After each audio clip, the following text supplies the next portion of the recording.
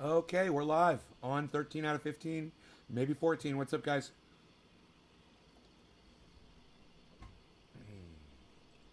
Get that off the page, bring up the chat. Nick, what's up, buddy? I love to see you here in the morning, nice and early. Look at you. You driving around? Working? What's going on? Um, let's put the chat down here.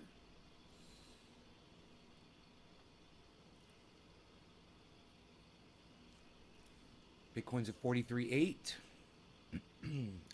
We've got plenty of things to talk about today, man. So first things first, we'll get right off the bat. Those of you that have your notifications turned on, yeah, you're gonna hear all this stuff right off the bat. So Starlink messaged me. I messaged them the day before, and I was like, "Can you guys tell me when you're gonna ship out my replacement dish?" And they contacted me back in less than 24 hours, and said it should be within the 17th to the 22nd is your shipping window. And then this morning, a day after I messaged them and got a reply back, I got another message from Starlink. Your satellite system has shipped and will be there soon. So I don't know if it was the message I sent them that encouraged them to speed up my delivery or not. But I do know this. My shipment is on its way. It's going to be here soon. I'm going to have Starlink again, which is going to be great, you know. Much better internet. Man, there's a bunch of gnats around here today. I'm thinking maybe I should close the door to the grow again. Try to kill all these little fuck sticks before they get into my covfefe. I don't want any gnats in my covfefe. We're going to cover that covfefe, man. That's what we'll do. Where's my gnat shield at? Hey, Gussie.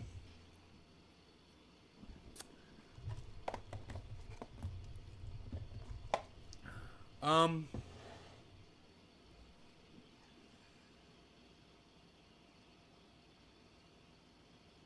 lost my little cover that I used for covering my coffee with. So that kind of sucks.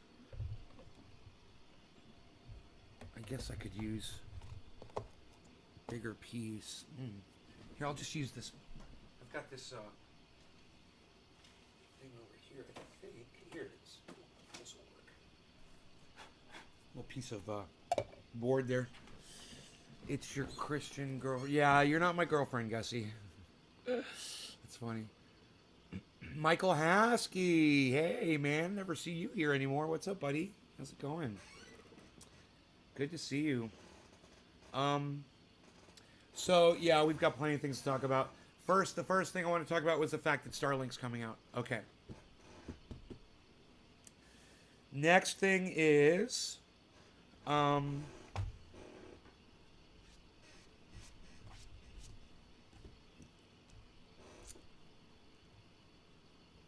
Hey, Eddie. What's up, buddy?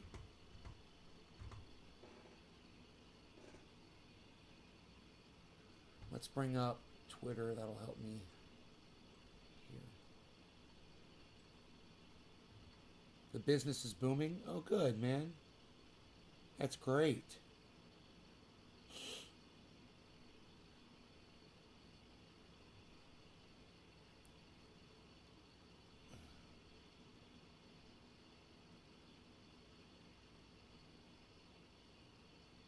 Too wet.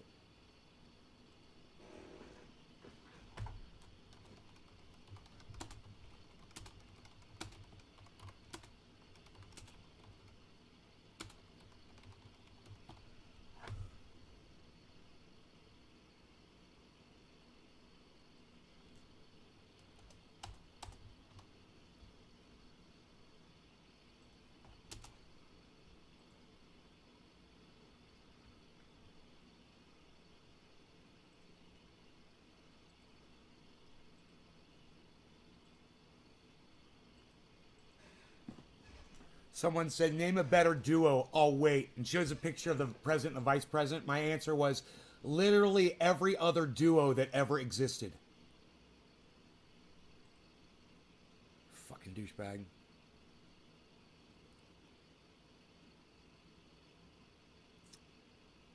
Orlando's bragging about his sexual conquests on Twitter again, Gussie. Great leader. Hey, one of the people that I brainwashed let me have sex with her all night last night. Yay.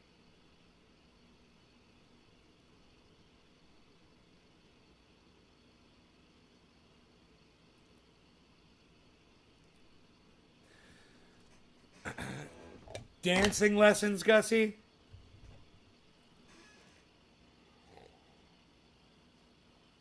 Anyway, I haven't been on much, had family issues. I'm sorry, Eddie. MRK, home improvements about to be backed up with work. Good, Michael. Sonny and Cher. Eddie. Oh, yeah. Gussie's like, oh, yeah. Yeah, square dancing, right?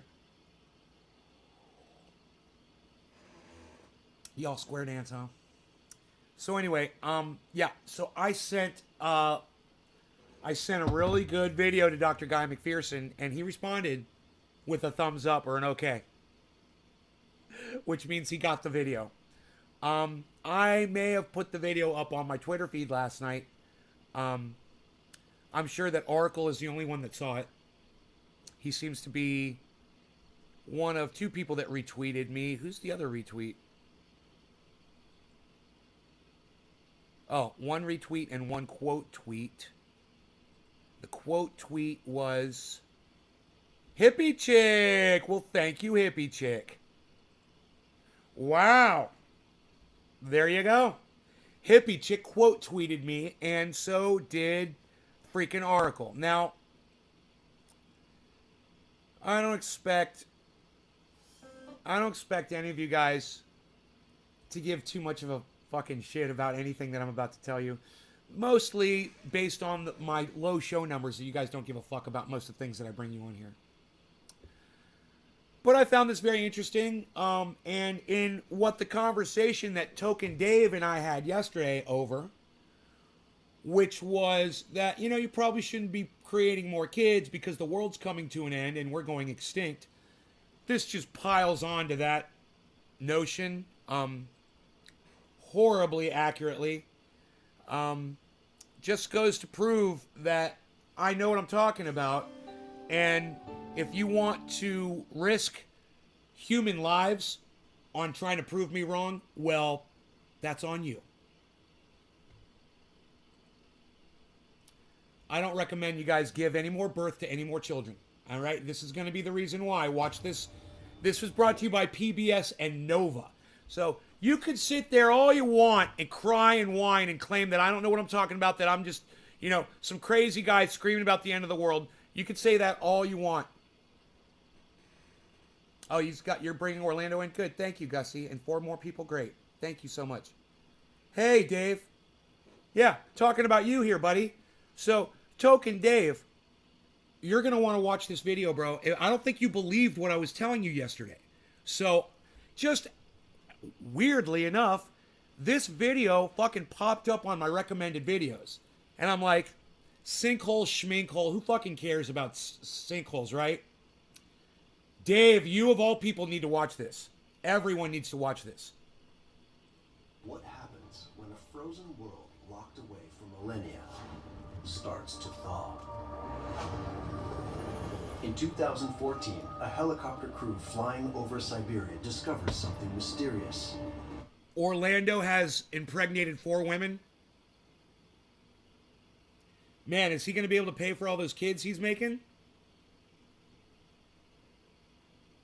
God damn, dude. How irresponsible. Bringing people onto this fucking planet in mass, you know? Fucking irresponsible. I feel sorry for those 4 kids. You know, and their measly 50-year-old lives that they're going to end up, you know, having to deal with. A crater more than 80 feet wide and there was deeper no than fucking a 15-story foresight. building. Sinkholes are nothing new, but this is no ordinary sinkhole.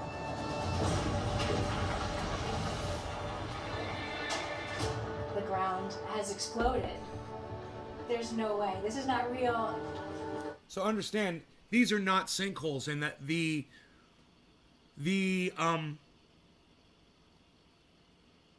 creators and producers of this production, Nova and PBS, do you a huge disservice the entire time by calling these fucking sinkholes. And none of them are sinkholes. So just so you know, I'm smarter than the people who titled this video. Just so you know. More Siberian craters have since been discovered. There's even evidence they may be appearing in Alaska. The lake bottom went from being flat, flat, flat, and then it just dropped out. And they show no sign of stopping. Right. So, now we could sit here for a long time and I could let you watch this video. But, you know, I can already tell by the way my chat numbers have dropped since I started playing the video that my audience isn't interested in learning about this sort of thing. So for those of you who are interested in it, I'm going to tell you this. Follow me on Twitter. He's got 14 kids and 5 grandkids. Whatever. I don't want to hear about Orlando anymore. Let me get back to what I'm talking about, Gussie, okay? For those of you who do care about this, who want to learn about it, I've told you a million times, follow me on Twitter. The video is there for you. Follow at Nays Garden. The video is there. Only 2 of you saw it. And why should I waste my time here chasing my audience members out to show you guys a video that you don't even want to watch? Right? So people started leaving as soon as I started playing the video. So I'm not going to play the video. But I'm going to tell you this. Okay. So because the planet is getting warmer, the permafrost that covers frozen areas around the world, that permafrost is melting. It's getting weaker. And that's allowing methane, which is all inside our planet. We've got lots of methane, but it's covered up by permafrost, right? The methane's starting to escape at massive amounts. The fracking that we're doing, cracking the ground apart, is releasing more methane. But that's okay. Let Hillary Clinton and Joe Biden increase our fracking and release more methane into the atmosphere. This show not only goes deep into what's going on, what's causing it, but what the effects are of it on us and how we don't have a lot of time left, period. There's nothing that's going to stop this. It's horrific. Now, since my audience has already proven to me this morning by your lack of chat and interest in this video and the fact that half of you have already walked out because I started playing a video for 2 whole minutes, I'm just not going to fucking even bother. Why should I waste my time? Right? This is what happens every day on here. I find you something that backs up everything that I've been telling you, and oh, you don't want to hear the facts and you don't want to hear the evidence because that means Nay's right, and we don't want to see Nay proving himself right. Good. Fine. Fuck it. We'll move on. All right? And if you want to watch that video, it's an hour long. It's going to show you that methane is causing these explosions underground. They're opening up these giant holes, and these chasms of methane are releasing into the atmosphere, and methane is CO2 on steroids. It's way worse, and we're releasing metric ton after metric ton every day into the atmosphere. But it's just too bad none of y'all, have anything to say in the chat about it at all as of yet. Not a single peep. Not a single peep out of any of you about it. Nothing. So I'm not going to play you the video. All right? We'll move on. Next item was...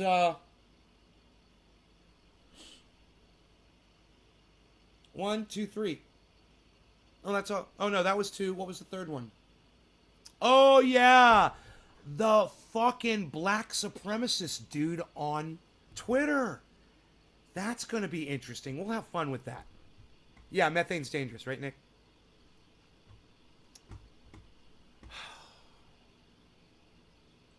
I'm in the wrong place, dude. Podcasting is just not for me.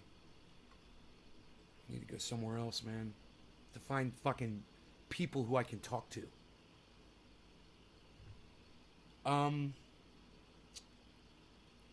Yeah, let's go to Twitter. I'll check it out after I'm done shoveling, listening to you while I'm doing so. Right on, Brian. 5 inches of snow.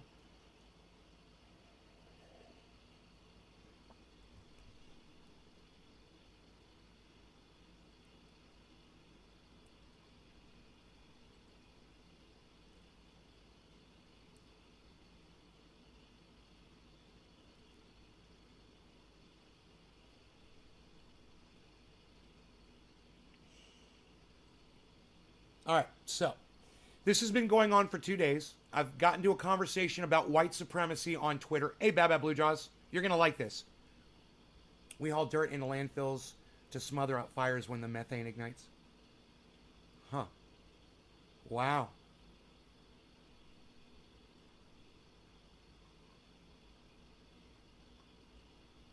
So,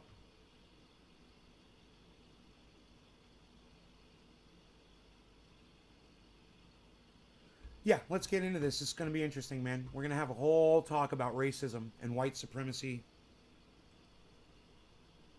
And, yeah, it's just too bad you guys are too fucking dead in the morning to respond to anything that I give you. God, fuck, man. It's so fucking frustrating for me to deal with people who just can't seem to. You know, I need smarter people in here who are going to fucking interact with some of these goddamn. I need more people. That's just it. I need more people. This is bullshit. I can't do the show with 10 people watching. I need 100 people watching so 10 of them will interact with me. You know, I get like 1% interaction on here. I got one guy saying, you know, methane's dangerous. Thank you, Nick. It is. And I got another guy telling me he's shoveling snow. You know? You were watching Jackson? Oh, good. Let me get started with this, all right? I'm already in a shitty mood because you guys don't want to fucking play ball this morning. So, let's get going. Tariq Nasheed put this up on, and I responded to it. He said, a lot of suspected white supremacists are tweeting, I stand with Joe Rogan. Hey, I stand with Joe Rogan, and I'm not a white supremacist. So I automatically had a problem with that. I just got called a white supremacist. You know? Because they like having the ability to call black people the N-word. You know, I can't say it. He used the fucking word. And they agree with Planet of the Apes analogies of the black community. My response was, I support Joe Rogan's right to free speech, so I must be a racist? Well, I stand with Joe Rogan even firmer now. I wonder how many black artists you support that use the exact same language. And you want to know what his response was to that? I don't think I got one. I don't think I got one. But I also want to say this. When they say that because I support Joe Rogan, I agree with his Planet of the Apes analogy, that's patently false. You know, Joe Rogan said something stupid. I will credit him with saying it and say that, you know, he shouldn't have fucking said it. I would never say anything that's stupid. And it was stupid that he said it. It was racist. He apologized for it, and I forgive him. I'm a beautiful person, and I can forgive him. All right? He's not racist. So I will forgive him. You know, Ben Shapiro, that's a racist. Joe Biden, that's a fucking racist. Donald Trump, there's a fucking racist right there. I'm not going to forgive those motherfuckers because they're proud of their racism. Joe Rogan, not proud at all of anything racist he's ever said. He's not proud of it, and he doesn't do it anymore. He's learned, he's grown, and that's not good enough for these motherfuckers. Seeing the change, seeing the growth, not good enough. You were once a bad person. You once said some bad words, and we're not going to forgive you for it. Fair enough. Fair enough. Okay, well, let's go through this Twitter feed here, and let's just find out some of the words that some of the people here decide to use and how I responded, okay? And you guys can judge for yourselves on who the real racists are. And if you believe that Joe Rogan is the racist here in this conversation. All right? Oh, good, Josh. I'm glad you're going to fucking keep up now. We quit sharing you to our groups and tolerating people. It's because we quit sharing you to our groups and tolerating people? What? Jack Hepkins, what?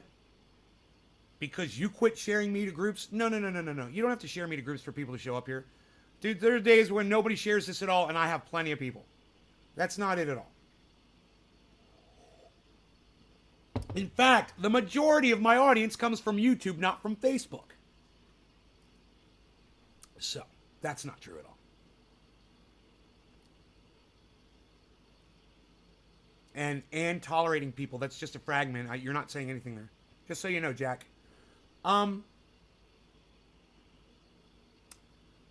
So let's get into this. This guy, not Tariq, but somebody else named Jason Argonaut. He jumps in to the fray. Right? And of course, I want y'all to know this. None of you guys are here. None of you guys are here. This has been going on for 2 days. None of you are here. I'm getting sick of y'all. I really am. The lack of support. I'm over there showing, the most amount of facts, data, and truth. And I can't get you motherfuckers to come over and fucking help. Not even a goddamn like or a retweet or nothing. Look, Tariq with his bullshit, he's got 2004 likes. I've got 2. Thank you, all of you, for all of your support.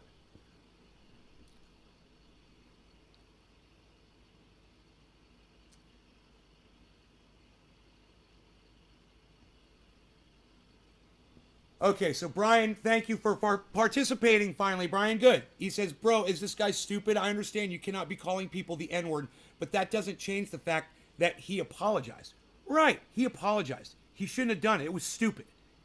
That's racist terminology, and he shouldn't have fucking used it. He did it a lot. He's fucking at least 11 times or 22 times, whatever the fuck it was. And he's like, okay, I thought I could say it, but I can't. I'm not going to do it anymore. I'm not a racist. I don't hate black people. I don't hate people based on the color of their skin. I just used a word I shouldn't have, and I was an idiot. Okay, you are an idiot. We forgive you. We can forgive an idiot. It also doesn't mean that the word is going to hit its downfall. The world is going to hit its downfall because Joe Rogan said some controversial shit. Yeah, the world's not coming to an end because of this.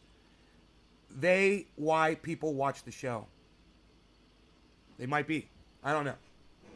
Anyway, this guy, Jay Argonaut, he chimes in.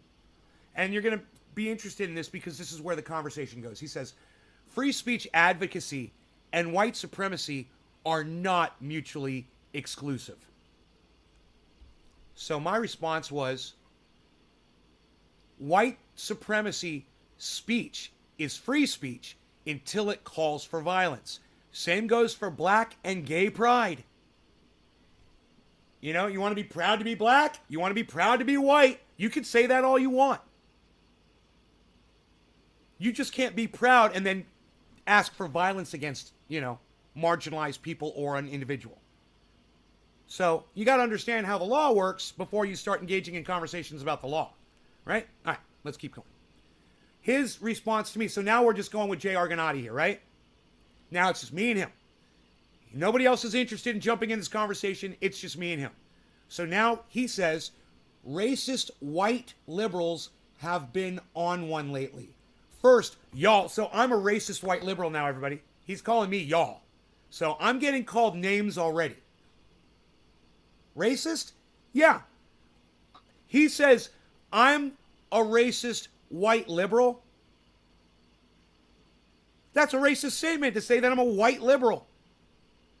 Who cares what color my skin is if I'm liberal, right? It's racist. What if I call him a black, whatever the fuck he is?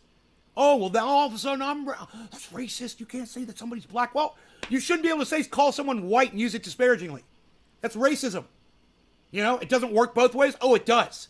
And I just beg of you, sit around and wait. I know some of you might think that I'm being racist right now, but I'm just defending my right to free speech.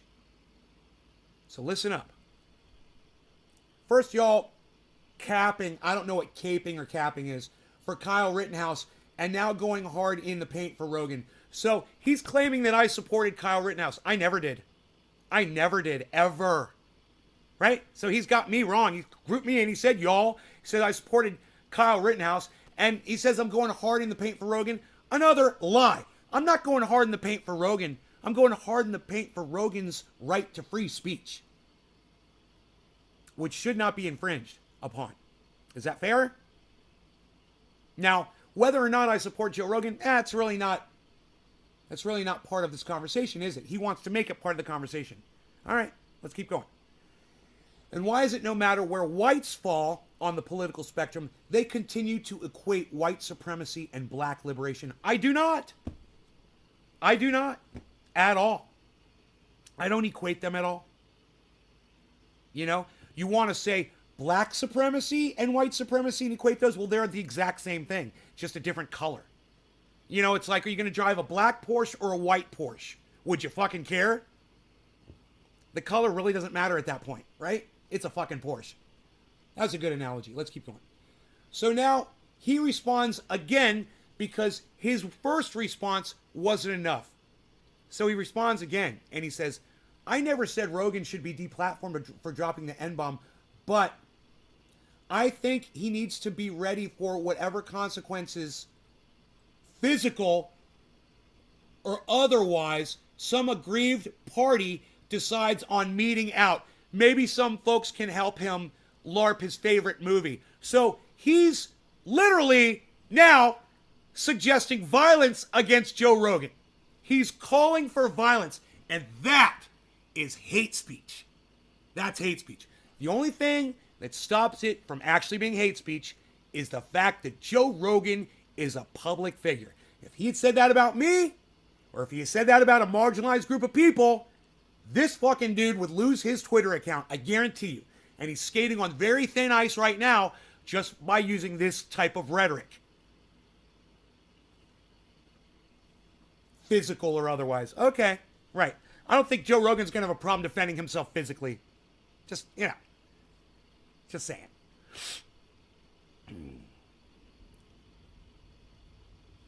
So, I'd consider an act of self-defense. So, he's also saying that an act of violence against Joe Rogan, he says he's defending himself. Because the words hurt him so harshly. Those words. Oh, the words. The words. I'm defending myself. I need to self-defend myself and I have to commit violence against Joe Rogan because he said words that hurt my feelings. Wow, really, bro? Really, bro? He's still going off here. I haven't even responded yet. You see this shit? He's still going off. He's responding to himself. But regardless of how many entertainers use it, there are more foundational black Americans, myself included, who in the span of time covered in that video have managed to avoid using it altogether, or hard R, even in reference to someone else. Yeah, and I agree. I agree with this one statement, and you notice that I gave it a like. You see the like? I liked it. And once again, I'm just going to say, you guys should all be involved in this conversation. You all should be defending me, defending Joe Rogan, and defending free speech against this racist dude. You really should. You know, I don't know why you won't fucking come to Twitter and help me out. But understand, it's your lack of support here. It's the lack of support for people on this podcast. The day I'm gone, don't ask questions, man. Don't fucking ask a single question. You better not. Guarantee I'm going to be bitter as fuck when I leave the show and I don't come back. There should be no question in your minds that y'all, hey, maybe you wanted to fucking come to a show and hang out and get high, but you didn't feel like chatting. Oh, you wanted to fucking take all of my gold and not come to Twitter and try to fucking repay me with some simple mouse clicks that cost you nothing. Understand it. You know, this is fucking pathetic. I write gold all day. All I do is make sense, and I get ignored by all of you, everyone. But we'll keep going here. I'm just going to put this out there. One day, maybe I'll come back and watch this video and enjoy it. You know? So I agree. There's no reason for anyone to use the N-word ever. You know? And if you find yourself using it, you might have a problem. You know? It's the one word. One word. You know, we've got white privilege and we've got black privilege. You know what white privilege is? White privilege is you get all the privileges that the world has to offer. You know what black privilege is? You get to say the N-word. That's it, period. It's not a lot, but hey man, at least there's that. And I'm okay with that. You know, of course, there should be more. But that's the way the world works right now, and I'm okay with that. I don't have to use the N-word ever. I don't have to use it. Why should I? Right? So, you know, good for y'all. Good for me. I agree. You shouldn't use the fucking word. If you can't help yourself from using the word, maybe you shouldn't be fucking podcasting and trying to make $100 million, you know? He was wrong. I'm just not calling him racist for using the word. I'm not calling him a white supremacist for using the word. You know, it was racist of him to use that word, in my opinion. It was. But it doesn't make him a full-blooded white supremacist, black American hating racist. It doesn't. Hey, Adam. I clicked and shared my first tweet. It was yours. Well, thank you, Adam. What took you so long, buddy? I don't understand why you guys are so scared of fucking sharing tweets for me, man. You know, I do it every day. Anyway, let's keep going here. He says something else after this. He says, my problem with you liberal racists. You. I love the language he uses. He's so hateful. You know, he can't just have a oops. He can't just have a legitimate, uh-oh, I think I clicked on something here. Oh no, I think we're good.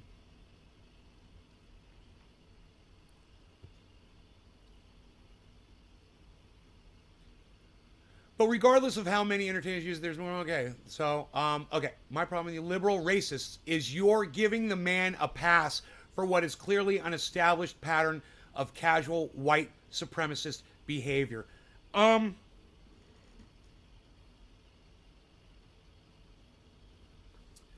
You know, I gave it a like, and I somewhat agree with the statement. So I gave it a like. I think people that sit there while Joe Rogan used the N-word and didn't call him on that, yeah, that's casual. It's casual of them to just sit there and act like it's okay for him to talk like that. I agree. You calling me a liberal racist, it's incorrect. And it's not fair. And you need to stop doing it. You know, you need to stop using language like you liberal racists when you're talking to me. You know, because you got me wrong. I'm not a racist. I don't hate people based on the color of their skin. And if I was a racist, I guarantee you this. Why would I be having a conversation with a black man on the internet? Trying to convince him of how I feel about something that I feel everyone should agree with. Right? Why should I waste my time with someone who I didn't like based on the color of their skin? Why would I care about his opinion at all? Why would I put a like on an argument point that he made against me? Right? Is he liking any of my shit? Who's the real racist here, man? Is it the white guy or is it the black guy? Who's the real racist here? Now, I know what you're thinking. Well, you didn't like your shit, Nate. He's arguing with you. Right, I know. Just hold on. Calm the fuck down, sit the fuck down, and shut the fuck up and wait. And for all of you little pussy motherfuckers that are walking out on me, fuck you. Your mom's a cunt. She raised a fucking cunt. So fuck you for leaving this goddamn show. All right? Stay and watch and learn something for a change. I hate racists, so I'm a racist to racists. Yeah, you're a racist, bro. You're racist against racists. I love it. So I had to go back and look up what FBA was. He had already used it. Fundamental Black Americans, right? Foundational Black Americans. Okay. Comparing being around foundational Black Americans to somehow living on the planet of the apes and platforming people who say we're genetically prone to violence. It's not right. I agree. He's got a good point. Overall, normalizing the sorts of dehumanizing tropes about foundational Black Americans that leads people to feel justified in killing us.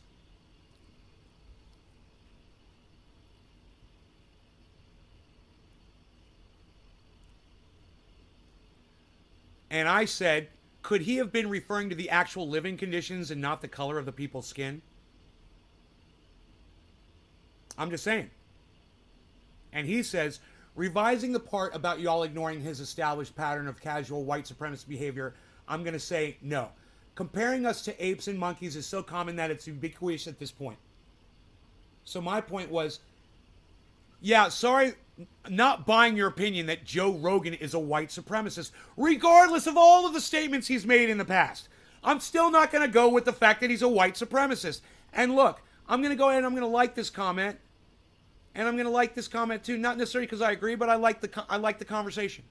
You know? I like the conversation back and forth. Is a slick fence that has caused a lot of attention getting debate. I agree that it, among other words, have been taken from their original form and changed to the English language to do exactly what it's doing by causing conflict, which makes all engage the truth about words and intentions. Wow, Bab Blue Draws. Holy shit, bro. Thank you. Wow. Nay, you're destroying this man. Oh, no. No, Josh. I'm not destroying this man. This man is about to destroy himself. Okay? It's not me. He does it all on himself, and all I do is I just show you what he says. Okay? So watch. He says,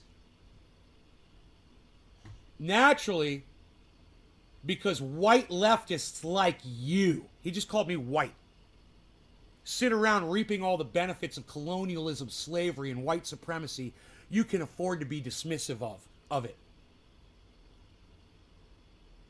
I'm not going to like that statement. You know, he's being a racist cunt right now. So I say, I don't dismiss colonialism, slavery, and white supremacy. I just don't falsely accuse Joe Rogan of it. You guys keeping up with that? Because guess what? That's where it ended. That was 11 hours ago. And he didn't have an answer. You know, he's trying to say that I'm dismissive of colonialism, slavery, and white supremacy. I fucking hate all of that shit. I fucking hate it. I don't support any of it. Are you kidding me? You think I support slavery? You think I support white supremacists? Are you fucking kidding me? That's a straight out lie. And you're calling me white? You're a fucking racist, right? So, he put up a video, okay, a video response. And his video response, I'm going to show it to you, goes like this.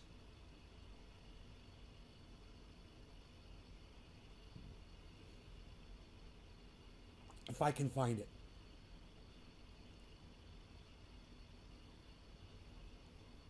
Where's his fucking video response? Okay, I'm going to have to go to my channel. Hold on. I got to go to my channel and try to find this reply because I don't see his video all of a sudden.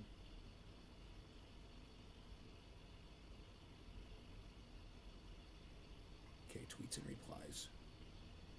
So stupid that you have to go to tweets and replies. It should just all be tweets, man. All right, here we go. Great. So he put this video up. Okay?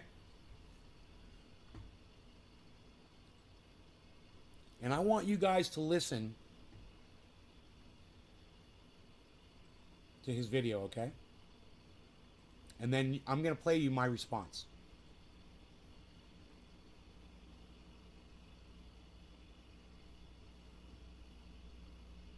Okay?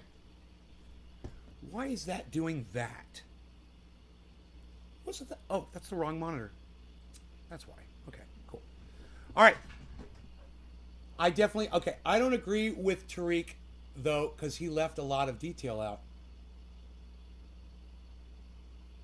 Factually provable, Rogan is not a racist. I don't agree with Tariq. I definitely see why you liked it, Nate. It shouldn't be a casual conversation, as anyone says, any racist stuff against anyone. But it's not just hate towards any race. It's all people. Sometimes you got to let the fire burn. Dommy says, good morning. Hey, Dom. Josh, slandering you and defaming you. Yeah, that's okay. On Twitter, I don't mind people slandering and defaming me, or coming on my podcast and slandering and defaming me. It's all on the table. You know, as far as my social media is concerned, I don't care. I don't make a big deal about it. It's not like I've got this great big reputation to protect, guys. Right? It's not like 3 minutes. Give me a second here, guys. It's not like I've got a lot of people that watch me and care about me and love me. I don't. Unfortunately, I know that's fucking sad, and I'm going to keep saying it. I'm going to keep repeating it. I'm going to keep pointing it out. It's fucking pathetic. But once again, all right. So listen to what Tariq is. This is guys. No, not Tariq. This guy's Jason. Okay. So listen to what Jason says here. All right, and then I'm gonna respond. 24 different times on 24 different occasions, and everyone, especially people on the left, were like, well, that's not really indicative of character. And that right there is the problem with white liberals and leftists. It's that race isn't a big deal to you because it doesn't affect you. Let me ask, can people not change? Can someone be a racist, see the error of their ways, and then stop being a racist? And when they do, should you still cast them aside? Or should you accept them into the fold? What's the whole point of trying to convince people of racism if you're not going to forgive the people that used to be racists that are no longer racist? Now, I'm going to say, okay, fine. You want to say that Joe Rogan was a racist when he was throwing the N-word around? Fine. 11 years ago, whenever, 3 years ago, whatever the fuck. Fine. Fine. Is he still a racist? No. Why won't you forgive him? Why can't you see through your anger? But I digress. Just wait, guys. Just wait. So you see racism and you go, oh, I mean, that's fine because I'm racist. Then, I don't know. It's just wild to see play out in real time. Fuck y'all. I can excuse racism, but I draw the line in animal cruelty. So this is just stupid. Fuck y'all. I can excuse... You go, oh, I mean, that's fine because I'm racist. Then, I don't know. It's just wild to see play out in real time. Yeah, it's wild for you to think that everyone that disagrees with you is a fucking racist. Wild. You know, because I support free speech, now I'm a racist. Now I'm a white supremacist. Doesn't fucking make sense. But I digress. Like I said. Watch this. You watching? So, that was his video response to me saying, sorry, not buying your opinion that Joe Rogan is a white supremacist, right? So then I ask him a question, and I say, have you ever called someone white? And I should have said, have you ever called someone white in a derogatory fashion? And I left off derogatory fashion because calling someone white isn't a bad thing. But using it in a derogatory fashion, well, now that's racism, right? And instead of waiting for him to respond, I thought to myself, well, I know this guy's called motherfuckers white. He's called me white 10 times already on this goddamn, in this thing. But let me go somewhere else. Let me go to his Twitter feed and find the last time he used the word white in a derogatory fashion. He uses the word white on almost every post. But it only took 2 of these. 2 scrolls. 2 swipes. And this is what I found. It takes 2 white folks to make up for one LeVar Burton. Wow. Now what would happen if I said that? Let's reverse that. Let's reverse that statement. What if I said it took 2 black folks to make up me? How would that make him feel? Would that be a racist statement? Is that saying that white people have more value as a human being than it would take 2 black people to equal 1 white person? Oh yeah, it would. So in this case, it takes 2 white folks to make up 1 LeVar Burton, who must be a black guy. I don't know. I don't know who LeVar Burton is. I'm assuming, call me a racist for assuming he's referring to a black man. I'm assuming this. Am I right, guys?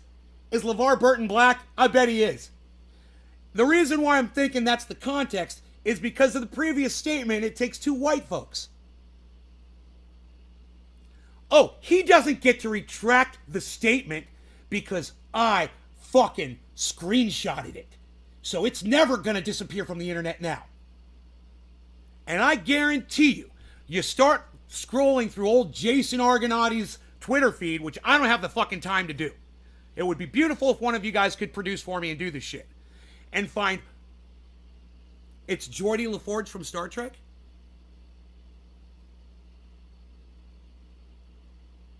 LeVar Burton is Geordie? I didn't know that. Oh, he's black. He's a black guy. He is a black guy, right? Geordie's black. He's on Star Trek, but he's black.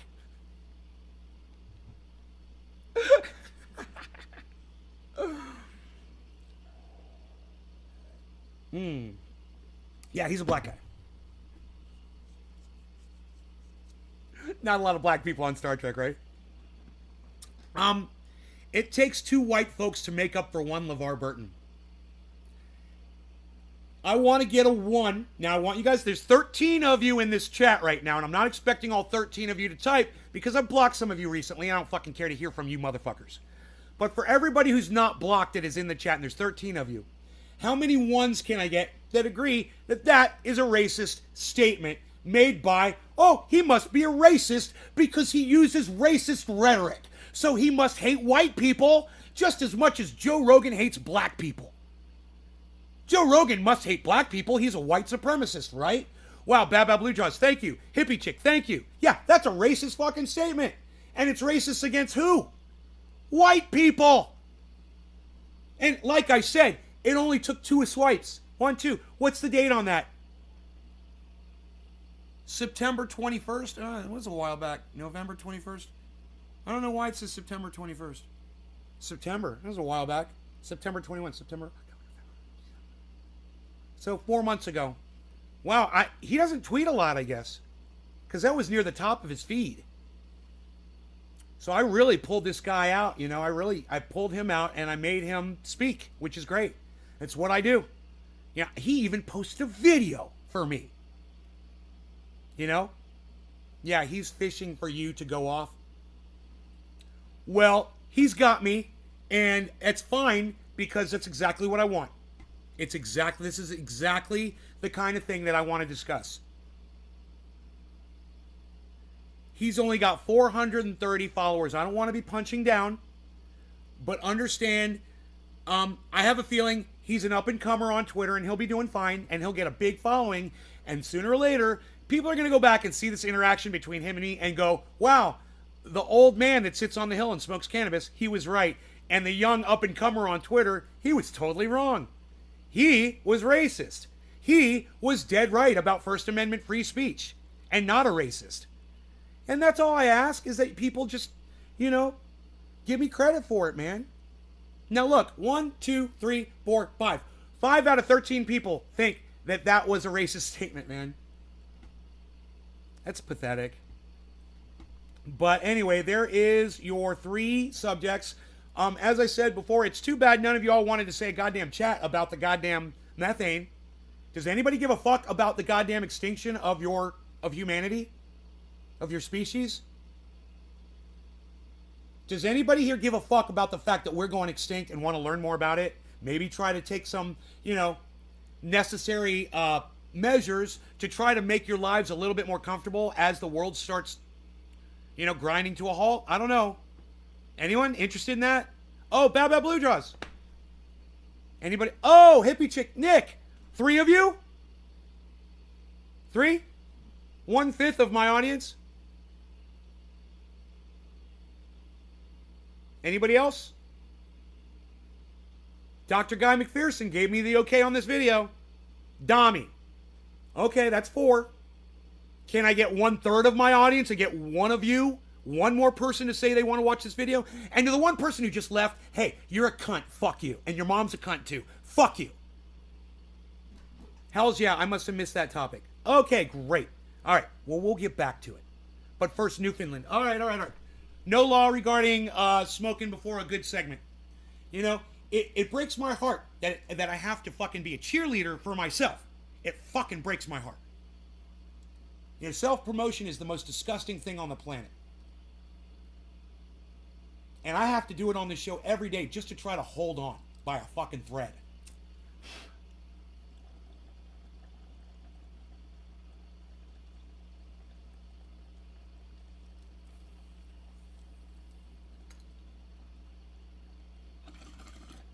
Yeah, that was lame. That was a lame hit.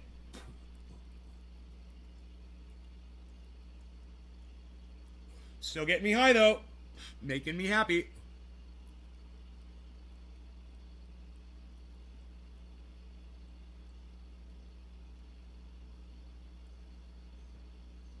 Jellyfish.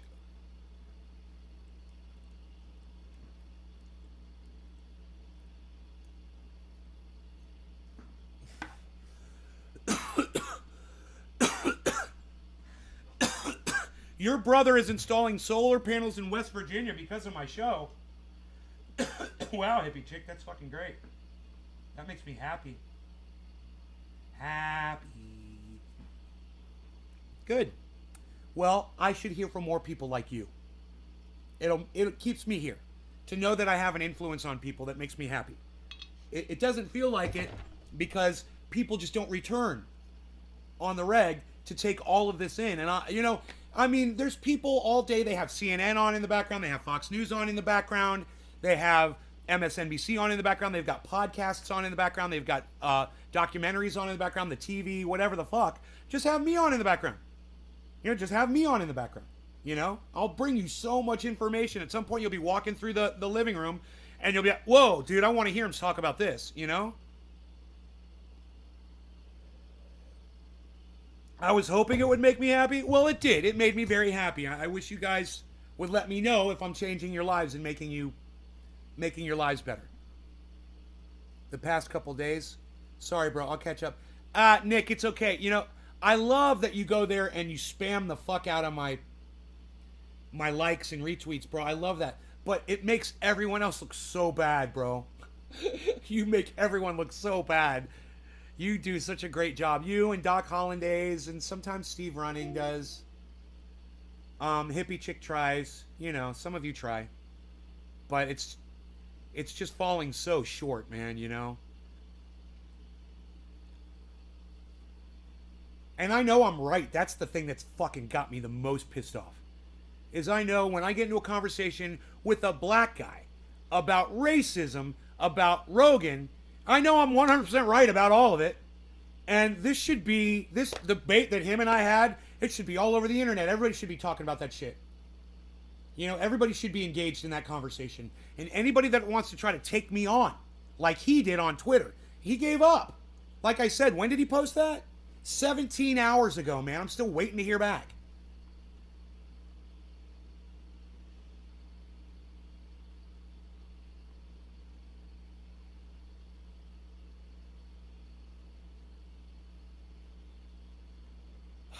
I don't know. Maybe he gave up. I'm waiting for the block to come down, man, This is usually what happens when I make sense and someone runs out of options. All he's doing is calling me names, calling me names, calling me names, calling me names. The whole time, it's all he can do is call me names. I'm a white supremacist. I'm a white racist. I'm a white this. I'm a white that. I support, slavery. I support white supremacy. I support Joe Rogan, who's a white supremacist. It's fucking psychotic. But it's not just him. Understand that. It's so many people on the left that just don't get it because they don't watch Rogan. They don't know what he puts on his show. They only know what people want them to think he puts on his show with their rhetoric and their bullshit. Oh, he's had Ben Shapiro on. Oh, okay. Well, he's had Ben Shapiro on. I can't support him now. He had Ben Shapiro on. Because Ben Shapiro makes your dick feel that big, doesn't he? Because you're not smart enough to listen to him and realize that he's not making any sense. That sure, everything he says is a fact. Unfortunately, it's all just cherry-picked facts, and he never gives you the other side, man. Once you realize these guys' games, you can own them. Well, you're not giving me the whole story, Ben. You're not giving me the whole story, Jordan Peterson.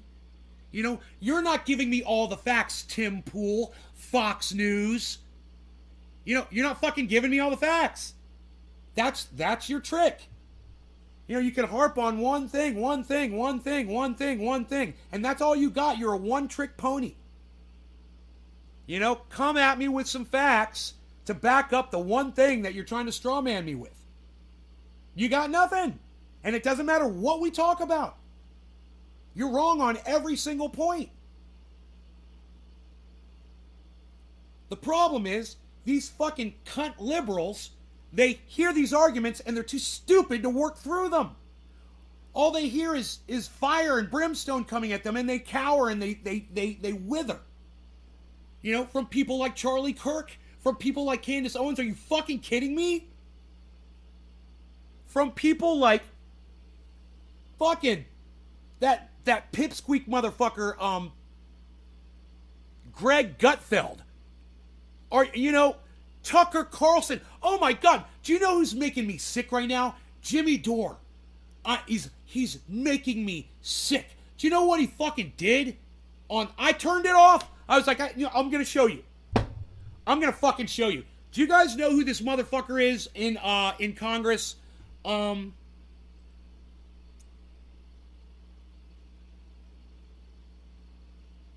Give me a minute. All right, give me a minute. I'm gonna pull it up right to the right spot. Because I paused the video. I said, I can't watch this anymore. I turned it off. It's going to be paused right where I stopped it at. Yeah. CNN doctor ratioed after misleading about COVID science. Jimmy Dore, right? With Kurt Metzger. Okay. I got, how long into this video? I just watched a Rogan video too, which was fantastic. It was about Yemen. You know, because Rogan's such a white supremacist, he wants to expose what America is doing in Yemen. I got the misinformation they spread. I got 1 minute and 9 seconds into a Jimmy Dore broadcast upload, and I had to shut it off because I was so fucking disgusted. He was quoting Ron Johnson. Do you guys know who Senator Ron Johnson is? Let me know in the chat right now. Give me a 1 in the chat if you do not know who Ron Johnson is. Senator Ron Johnson. I don't even know what state he's from, but I know what he's about. Give me a 1 in the chat if you do not know who Senator Ron Johnson is. I'm not going to give you a 1 because I've known who he was, but I don't know who he's a senator for. You don't know? He's a Trumper, right? Orlando, he's a Trumper. Bad Blue Jaws, not sure who he is. Steven Swift, not sure who he is. Trendy Nick, not sure who he is. It's fair. Good. When you guys find some of the gems of Ron Johnson. I wish I had a Ron Johnson highlight reel for you. So not only is he a Trumper, he is a January 6th supporter, right? He's Stop the Steal. You guys want to hear? Do I need to play the rhetoric? I mean, it's basically Marjorie Taylor Greene Jew laser shit. Ron Johnson. Understand the level of moron that Senator Ron Johnson, the man is a fucking right-wing nut job moron. He makes all Republicans look semi-intelligent. Did you hear what I said? Ron Johnson is such a stupid fucking Republican that he makes almost all Republicans look semi-intelligent. Really? That's how dumb this fucking Republic cunt. Now this is a Republic cunt. Right? When I say a shit lib, you got your shit libs. Okay, well, there's Republic cunts. Okay? Ron Johnson is a Republic cunt. And I know that about Ron Johnson. And Jimmy Dore knows it too. And I want you to see in the first minute of this upload what Jimmy Dore has to say about his boy, Ron Johnson. Because it's fucking shocking. You know, because a broken clock is right twice a day. And Ron Johnson, oh wow, Ron Johnson said one thing that Jimmy Dore can agree with. So goddamn, let's platform Ron Johnson now. You know, let's platform Robert F. Kennedy Jr. Let's platform Dr. Robert Malone. You know, let's platform every fucking idiot out there because I'm Jimmy Dore and I just can't stop doing this shit. Here's what Jimmy has to say about Ron Johnson. God damn it. I'm sorry, guys. Now, I'm going to play this from the beginning in all fairness to Jimmy Dore. Because I love the man still. But Jimmy, fuck you, motherfucker. Fuck you. Science has changed. So, who this is the lady this is the doctor that goes on CNN all the time now. She says, I agree with, this is from a long time ago. This is from 2020. I agree with Dr. Fauci that it's time for a national mask mandate. Masks can save 100,000 lives in the coming months. There's plenty of precedent. We don't allow people to drive while intoxicated. People shouldn't have a right to not be infected by it. So, okay, now she's changed. Now she says the science has changed. Explains why she supports lifting some pandemic restrictions and thinks the decision to wear a mask should shift from a government mandate to an individual choice. I agree with that. And then she tweeted this out. Oh, no, so then Senator Ron Johnson tweeted her out and said public health... All right. Now, I want you guys to realize how Jimmy Dore said, and Ron Johnson. Did you guys hear how he just kind of glazed through that? He didn't say, Senator Ron Johnson, who's a Republic cunt, who I don't agree with a single word that he's ever said, ever. He doesn't preface it with that. This drives me fucking crazy, Jimmy. This is you straw manning your audience again. You know, because one person who's a senator said something you agree with, you try to put them up on a pedestal, platform them, and claim that they're a legitimate source of support for your narrative. Now, I'm sorry that so few of my audience can't keep up with this. It's really basic, guys. Fucking try to keep up. Please. I'm talking to people who've left. You're cunts. You fucking motherfucking cunts. Fuck you. Unbelievable. I give you content like this. If you wouldn't leave, I wouldn't get so pissed off. You fucking douchebags. Health experts like Dr. Lena Wen went from pro-government mandate to it should be an individual choice because the science has changed. The science never changed, but they can no longer deny the truth. This is Senator Ron Johnson, who everybody paints as a kook over COVID. But you won't. But you won't paint him as a kook over. He said everybody, but not himself. He said everybody paints him as a kook. The man is a kook over COVID.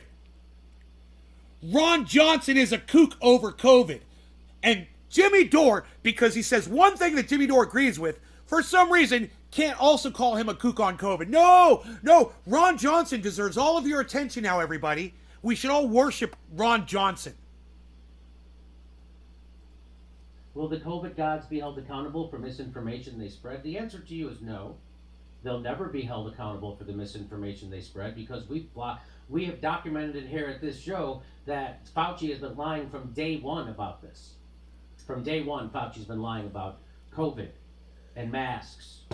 Now understand, at this point I'd shut the video off. Because he's platforming Ron Johnson.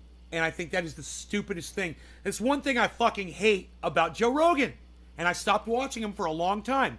Because he was platforming assholes like Jordan Peterson and Ben Shapiro and Candace Owens and Tim Pool and Michael Malice. You know, and they're all fucking right-wing nutjob idiots. They're cunts. And I fucking hate Joe Rogan for doing that. At the same time, I know he's not a racist. Because he has people from the other side on there too. But I'm just saying how it makes me fucking feel. I don't like it, but free speech to all, right? I just wish these motherfuckers wouldn't platform these cunts. And all kinds of things. And I where mean, the virus came from. Jimmy, right here, okay? Me and you. Are you ready?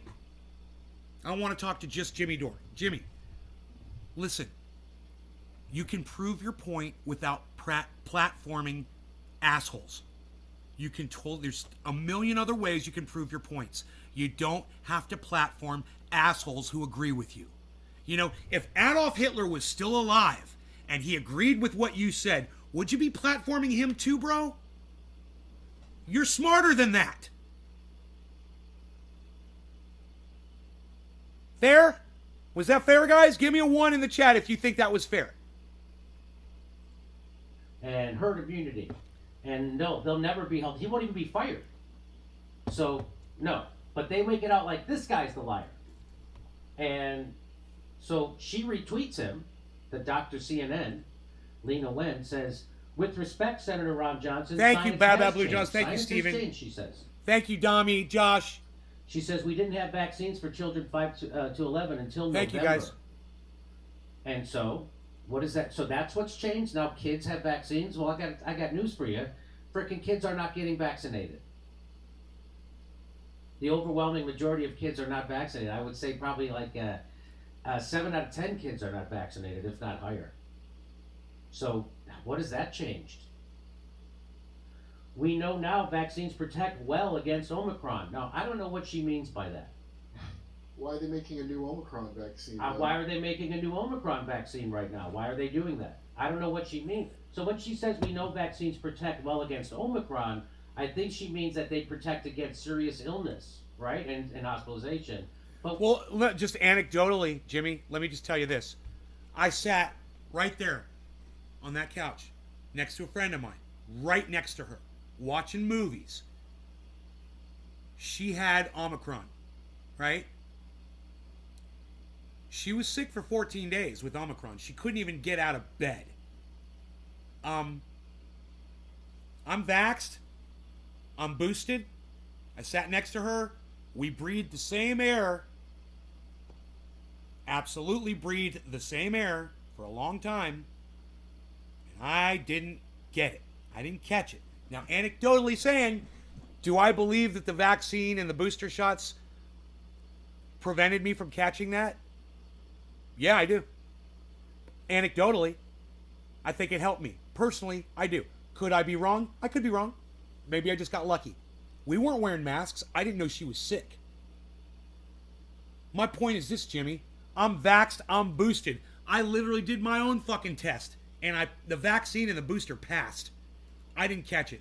So before you start saying that that's not true, let's see how many more people like me you can find out there. People who've been exposed and didn't catch it because they were vaxxed and boosted. Kind of curious. And Jimmy, have you looked up a study to see people who are vaxxed and boosted, how resilient they are to catching it? Have you even looked it up? And if you looked it up, would you share it with your audience, Jimmy? Because it completely negates your whole narrative, doesn't it? Huh. Wow. Oh, and Kurt Metzger's too, because he agrees with everything you fucking say now. Was he the only comedian you can find now that will put his face on your show that will agree with you on everything? Well, we've always known that about the vaccines. We've always known that. And then the third thing is she says one-way masking with N95, KN95 protects the wearer. Change. Well, we've always known that too. We've always known that. What we also know now is that most people don't wear them properly. But if worn properly, they certainly do that. But that isn't new news. That the highest, like the most high-tech mask you could get works. Right. Right. Like, I think these are even called ventilators. I think they're even called that. She's an idiot. She's an idiot for saying the science has changed. Science doesn't change, right? It wasn't science if it was wrong, right? It became science. It was misinformation. Once we proved it correct, then it became science. She calls misinformation science. Oh, it's changed. No, that was misinformation, not science. If you're lying about something, it's not science. If I say this is a piece of cement, just me claiming that's science, and then next week saying, oh, yeah, that's right, it's particle board. Oh, the science has changed, or was I just lying to you? Who's making the most sense on the internet today, guys? I just want to know. Who's making the most sense today? Me or Jimmy Dore? I know it's I don't know. So by the way, I know it's a low bar, Jimmy. Sorry. It's a very low bar for you lately, bro. The last 2 months, Jimmy, you have made, and look, I don't want to do it, but you've made calling you out on your bullshit so easy for me. Look, I don't want to do this. I hate fucking doing it. I wish that you never did this shit. I wish Ron Placone never did. Graham Elwood, Lee Camp, your wife, David Packman, Kyle Kalinske, or any of the right-wingers that I ever call out on my show. I wish you always got it right. I really do, man. I wish everybody always got it right, and that my job was to show how awesome and smart and how dead-on accurate you guys were all the time. But you turn me into a liar if I try to do that when you act like this. Understand that, Jimmy. You turn me into a liar. Bro, I'm keeping it real, and I can't keep people watching this. They're going to go turn on fucking CNN for the whole day instead of watch me all day. Yeah, I can't keep people watching this fucking show when I'm making the most sense. Anyway, like I said, science doesn't change. Science is science. You got misinformation and you got science. Once you figure it out, then it becomes science. The science didn't change, so she's a fucking dumb bitch for even saying that on a tweet. Oh, the science has changed. Oh, capital HAS. Like, that's going to make it, so much more true because she put has in all caps. Science has changed. No, you're just a fucking lying cunt, you fucking bitch. Fuck you. people called her out on this. She didn't get away with this, thank God. Yeah, Jimmy, is that what you're trying to say there? Let me say it for you, Jimmy. Let me say it for you. Let me use my words and say yours. Because she didn't do it on CNN, she did it on social media, where people still have a little bit of a voice. And if you look, she had 1,100 responses to 544 likes. That's called being ratioed. No, it's not, Jimmy. She got ratioed. No, it's not called being ratioed, Jimmy. It's called only 1,500 people in the whole world saw it. You know, you act like when one person has more likes than another person, that somehow changes the whole world. It doesn't, Jimmy. Nobody fucking cares about being ratioed. Nobody's paying attention. Do you know that most of my audience won't even go to Twitter? They don't pay attention to that shit. They don't give a fuck. Ratioing doesn't mean anything to them. It only means something to you. And it shouldn't. It shouldn't mean dick. Because your numbers are so tiny that when you ratio somebody, it's not even a ripple on the planet. It's not even a ripple, Jimmy. Quit kidding yourself that this ratioing thing is somehow significant. 2 to 1. So out of 1,500 whole people anymore. on the internet. She listed those 3 things. The first one, 1,500 people. All you say is we have a vaccine for kids. I mean, I wouldn't even care if it was You have 15,000. all the time to think about what you're going to put on Dude, there. it could have been 15,000 people. It still would be not even a ripple. Not even a drop in the bucket in the ocean. I'm going to get these motherfuckers, dude. I see them. I don't know where they go. They're imaginary gnats. And I'm a Nazi killer. I'm going to kill me some Nazis today. All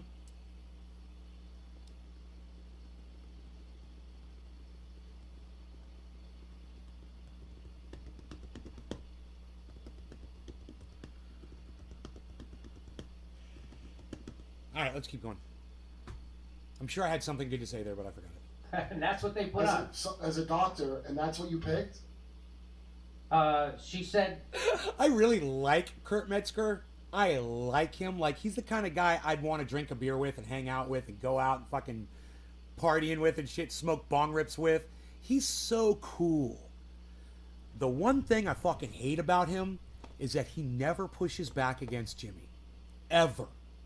And it leads me to believe that he can be bought. And that is one of the most vulgar qualities that I've ever seen in a human being ever, is their ability to be bought by another human being. It's fucking psychotic. With respect, the science has changed, and this guy says, I think you misspelled polling. Because here's the polling for Joe Biden. Oops. Approval is going underground. His disapproval is going through the roof. Good. Good. So I that's celebrate what's that. happening. People are getting smarter. Good. More deaths under Joe Biden than under Donald Trump. Stuff like that. Waking up. And they're liars, and they've always lied. And here's Fauci lying. Want to see Fauci lie about masks? Here we go. People should not be walking around with masks. Let me just Liar. state for the record that masks are not theater. Wearing a mask might make people feel a little bit better, and Liar. masks are protective. But it's not providing the perfect protection that people think. Liar. There has not Liar. been any indication that putting a mask on and wearing a mask for a considerable period of time has any deleterious effects. Dude, I've never seen that one. That was with Mark Zuckerberg on there, bro. Give me a 1 in the chat if you've never seen that video clip of Fauci and Zuckerberg. Dude, you went on fucking Facebook's owner and said that shit? Do you know how devastating that must have been? And Fauci's not in prison? How many ones can I get in the chat? Has anybody seen this little piece of video? We'll go back and watch it again. I'm shocked right now. Here, man, I gotta trim a nose here, but we'll go full screen. Give me a second. Watch this part. Oh my god, this is fucking shocking. Theater. Wearing a mask might make people feel a little bit better, and masks are protective. But it's not providing the perfect protection Here we that go. people think that it is. Here we go. There has not been any indication that putting a mask on and wearing a mask for a considerable period of time has any deleterious effects. There are unintended consequences. People keep fiddling with the mask and they keep touching their face. And can you get some schmutz sort of staying inside there? Of course. You do not need to wear a mask indoors if, in fact, you've been vaccinated. Good that you're vaccinated, but in a situation where you have people indoors, particularly crowded, you should wear a mask. Can you believe this? Even if you are vaccinated, you should wear a mask. If, in fact, you are vaccinated, I'll pack in a bowl, too. vaccinated, you are protected, and you do not need to wear a mask outdoors or indoors. When God the children damn. go out into the community, you want them to. Dude, I'm so glad that I hate Senator Ron Johnson. I fucking hate him. I had to turn off the video because Jimmy Dore quoted him. Jimmy, let me just tell you something. If I had to do it, I can't be the only person that when you started fucking quoting Ron Johnson, they probably left your show too. And what's sad about that, Jimmy, is you've got legitimate news here that people could really benefit from, and you fucking turn them away by putting idiots like Robert F. Kennedy Jr. and Ron Johnson in your segments. You're doing your audience a disservice, Jimmy. You know, everyone needs to see this. This fucking cunt, not Jimmy, Fauci, this fucking cunt lying motherfucker. And thank you, Jimmy, for showing it. Now you know the importance of why you should listen to people even when you disagree with them sometimes. You know, I almost didn't watch this fucking segment, and I'm glad I did. Because this is fucking shocking, and you need to know who's out there fucking killing you. Now, you might agree with his sentiment, and then you wouldn't be agreeing with what I'm saying right now. Whatever. I personally believe that masks help slow down the fucking pandemic. That's my personal belief. I hope you guys agree with me on that. You don't have to if you don't want to. I don't fucking care. Like I said, if you don't want to wear the mask, like she said, that woman said from the government, don't. You know, catch this thing, try your luck, see if you fucking live or die. If you die, it's better for the more intelligent people on the planet that we have less idiots out there that don't want to wear a fucking mask. Seriously. Because like they were talking about before, the science, yeah, it's science, man. And if you understood what science was, you would know it's not the misinformation lies that they were telling you last week. It's the actual provable science that you got this week. And her calling fucking last week's misinformation science, that ain't fucking helping y'all, is it? Oh, you're like, well, you called it science last week, man. Why should I believe anything you ever fucking say? Because you're just calling it science this week too. Right? Right? This is a very involved conversation. I don't expect any of you to be able to really track this or keep up with it too much. But just turn the volume down and do some housework and play me in the background and just let it play and let some of it sink in, okay? Might be a little too intense for some folks. Continue to wear masks. You know, if you look at children outside, particularly when they're with the family, walking down the street, playing a game or what have you, don't have to wear a mask. This is the dumbest thing I've ever heard in my life. So children that are all up in each other's faces, always getting all over each other and playing together. Oh, they shouldn't have to wear a mask. No, it doesn't even fucking make sense. You know, and this fucking rhetoric was the Biden administration's attempt to have Fauci, their spokesperson, try to win them votes. Try to win them back votes. And that they don't care about your lives, people. They don't. Dr. Fauci never gave a fuck about a single life ever in his life. He's an evil Nazi motherfucker. You know, he's basically experimenting on human beings. He's a Nazi motherfucker. Understand that? He's evil as fuck. The Academy of Pediatric actually makes that recommendation that children should be wearing masks from 2 years old onward. And you're asking now if your child is a member of your household. What a shitty fucking misinformant. And you know what drives me crazy? What drives me crazy is the smug look on Jimmy's face and the smug laughter from fucking Kurt Metzger in the background. There's nothing funny about any of this. And they get off on it because, oh, they're getting a point proven. Oh, look, he's proving my point that they've always been lying to you. And he's so smug about it. Guess what? He doesn't give a fuck if you live or die either. Jimmy Dore doesn't give a fuck about you. You're just money to him. And that's fucking sad. It's really sad. He doesn't fucking care anymore. The answer is yes. But the child can't, not to beat it to death. Yes, yes. Because now the CDC says, I mean, I think I've got this right. 1 mask is better than 0 masks. 2 masks is better than 1 mask. But you don't have to have double masks. Is that right? I mean... Why does she sound like a dumb cunt to me? Why can't people just figure shit out for themselves and say like, hey, I'm going to double mask because it probably gives me about double protection. It probably slows the airflow down more. Instead of asking some lying cunt like fucking Dr. fucking fuck you up your ass, Fauci, and trying to get information out of that cunt? What, the Joe Biden mouthpiece? The Kamala cunt fucking Harris mouthpiece? Are you fucking kidding me? It became clear that cloth coverings... How is he not outraged right now, man? It makes me sick. You could make yourself were adequate. That smug look on Jimmy's face. So one of the ways How are you not if outraged? you would like to is put a cloth mask over, which actually... It's quite telling, Jimmy. And here, Getting to know you a little better, watching you right now. Much better contained. Look at the smile. Dr. Fauci? You look like you are. He's so smug and happy. One masker. So happy. Just to drive that point home, as of February 2nd, only 22% of children 5 to 11 were fully vaccinated in the United States. So that doctor from CNN saying that's what changed, I'm going to challenge the veracity of that statement. And so did everybody on Twitter that day.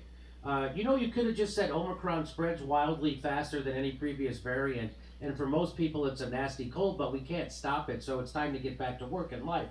And that would all be true based on the new information. You could have just said that, but they're not. Are children 5 to 11 at risk of a serious adverse events? Dude, Omicron is not just a nasty cold. I'm telling you that my friend could not get out of bed to let her dog outside, and she had to let her dog shit on her floor for fucking 14 days. She got up after 8 days, I believe. But then she had to go back to bed and was sick all over again. Don't tell me it's just a nasty cold. You got a nasty cold, you could take your dog outside for a walk. You can let them outside. And her dog doesn't need to be on a leash. It's a little Fifi dog. You let the dog out, he goes, he poops, and he comes back in.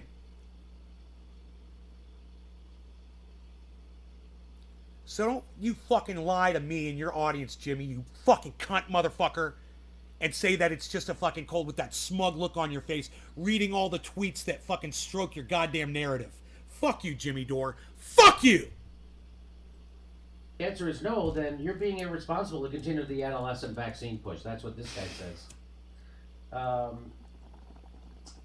Nearly 2 out of 3 New Jersey kids have not received COVID vaccine, as Murphy plans to drop masks in school. So if the science has changed, but this hasn't. So they got vaccines for kids, but this doesn't. But the kids aren't getting vaccinated.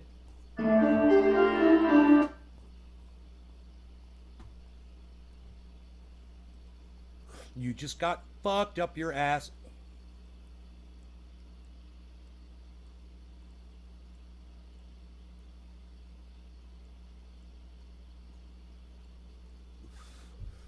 Hey, Jimmy Dore. Fuck you.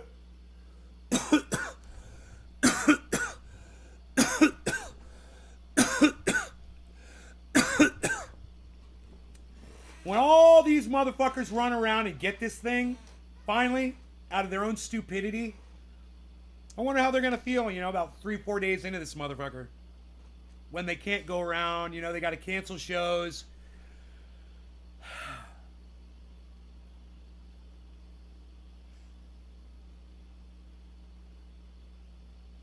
It takes nasty cold, bro. It goes way beyond it.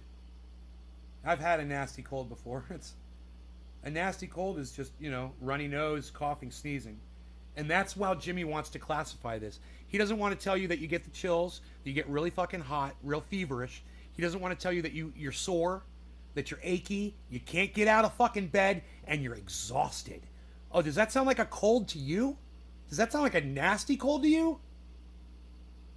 Why does he keep referring to it like that?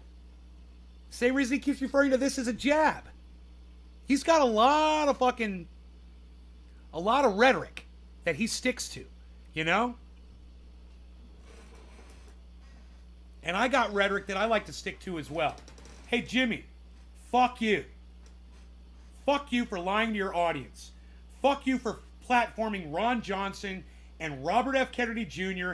and Dr. Robert Malone and trying to make that seem like that's some sort of credential for you. Fuck you, it's not. It just makes you look really bad to people with any level of intelligence at all. You know, I can't even imagine what's going on in Graham Elwood's head right now when he looks at you. And I feel fucking mortified for him. I feel mortified for Graham watching you go through this. God, when the fuck are you going to snap out of it? You know, is Steph going to have to get really sick from COVID? Are you? Yeah, what point is it going to take for you to realize that, hey, social distancing and masking and locking down and staying fucking home and not running around the country drawing people out to all your stupid fucking nightclub events is the wrong thing to be doing during a pandemic, Jimmy?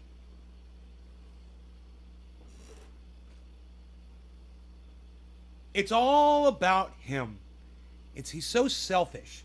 And in his mind, if he can convince his audience, and he does, that everything's okay, it's all okay. Who is this? Who am I? Everything's okay. Oh, everything's gonna be just fine, just fine. Everything's okay. I'm gonna run to little boy's room. I'll be right back. Everything's okay. Who's that? Isn't that weird? And yet, doesn't that seem like Jimmy right now? Just go about your business and live your lives and feel your freedom and, you know, get out there and don't worry about this thing at all. Nothing to see here, folks. Avert your eyes, look away, but you can't avert your eyes and look away from what I'm about to show you. After this bong rip, watch.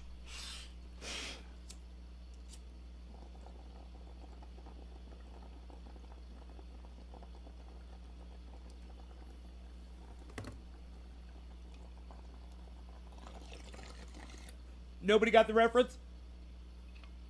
Bash. I was bashed from Don't Look Up with the phone saying, don't worry, everything's fine.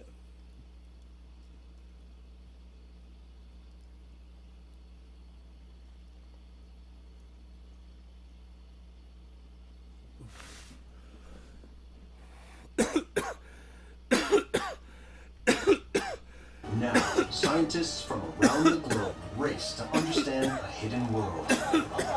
Permafrost. A layer of frozen earth spanning a quarter of the northern hemisphere's landmass. This ancient freezer is beginning to thaw, revealing its deepest secrets. Pretty exciting. This is a mammoth bone right here. It's not exciting. Releasing over 500 million tons of carbon every year. Look. It was just Look. Seeing what the permafrost is revealing is not exciting. It's fucking horrifying, guys. We don't want to see what's under that. Because what that shit has been making is methane. That bone right there, those fossils, I'm sorry I'm spitting, guys. I'm so sorry. Those fossils, they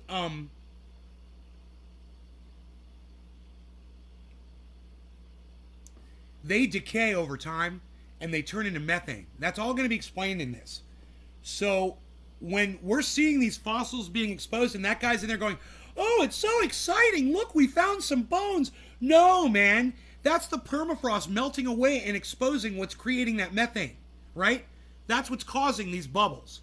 So everybody who gets bored and runs out on this video, it's an hour long. It's a 50-minute video. 52 minutes, something like that left on it.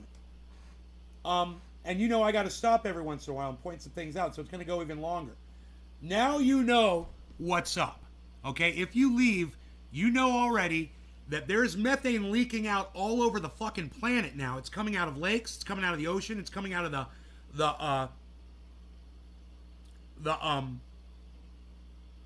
the glaciers as they melt, and it's coming out of these brand new holes in the ground that are literally exploding and exposing chasms of methane that are now putting massive amounts, tons and tons and tons of methane, which is CO2 on steroids. And they're not going to mention that in this, but just watch.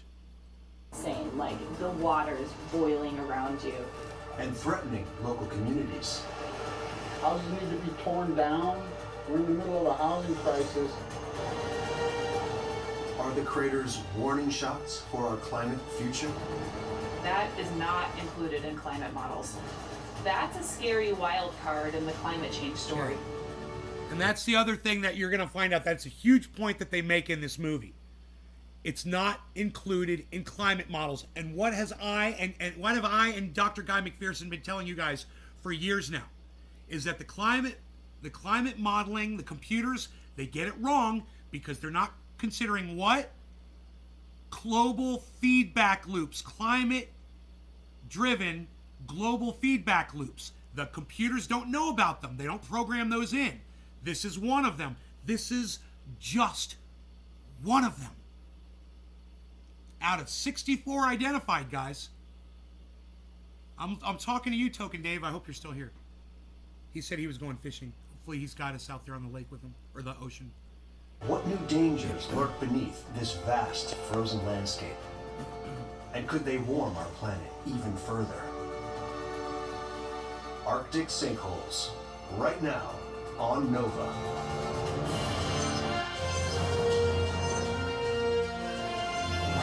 They're not sinkholes.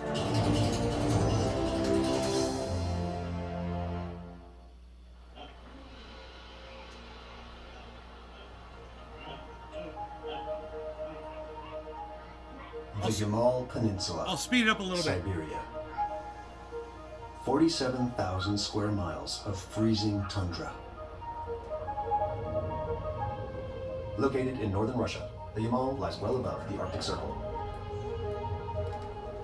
It's home to around 10,000 indigenous Nenets people, most living as nomadic reindeer herders.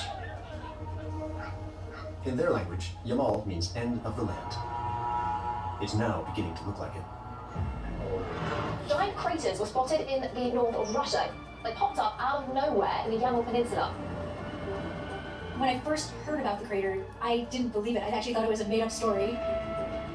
Hippie chick, our weather here right now is dynamic. It goes in the morning. I mean, when it's dark out, it's, drops down to 40 degrees. And in the daytime, it gets up to 75. Right now. That's how dynamic it is day to night here. Believe me, I remember this date and I will remember it forever because it was absolutely exciting, something I have never seen before. The mysterious crater is 150 feet deep. Filled up with rainwater, its volume is greater than 10 Olympic swimming pools. The striking images go viral worldwide because no one can answer what caused it. Vasily Bogoyevlensky is an expert on the geology of the Yamal. I'm gonna get some coffee. With other scientists, he choppers out to the scene.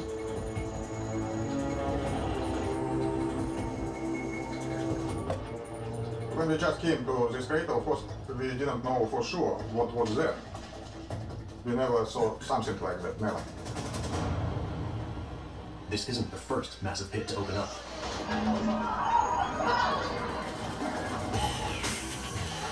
Across the world, gaping sinkholes have appeared due to water or erosion weakening the ground beneath, swallowing cars whole and wreaking havoc in towns and cities.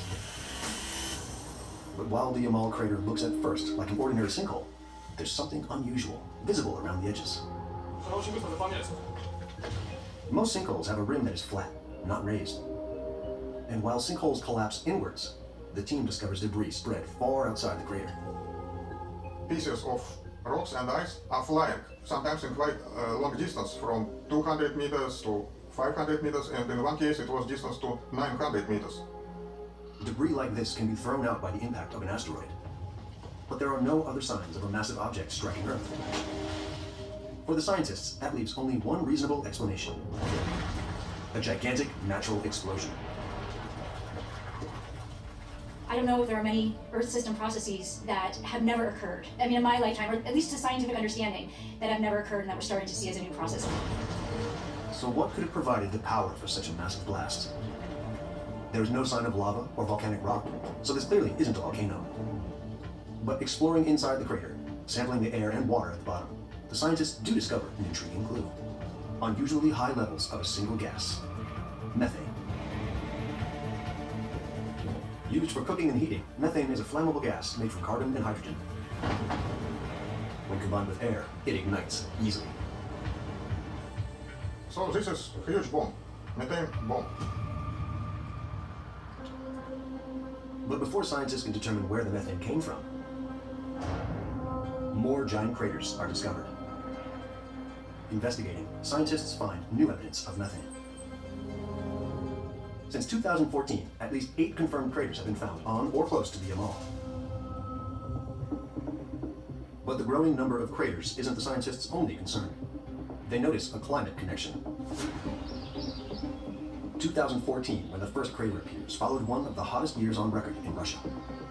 And all the craters are discovered during a period of uncharacteristically warm weather in Siberia. Since the late 19th century, the average global temperature has risen around 2 degrees Fahrenheit. But the Arctic is warming faster. It's currently heating up around twice as fast as the rest of the planet. The scientists begin to ask, could the explosive craters be connected to climate change? If so, what might they be telling us about Earth's climate future?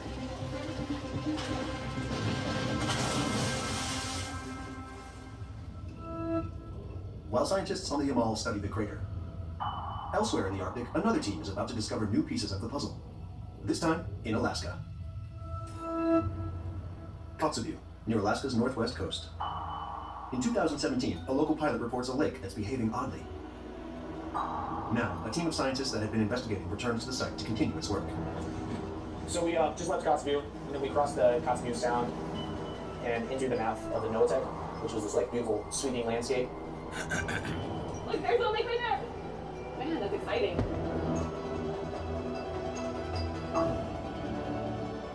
Far from the nearest town lies Easy Lake.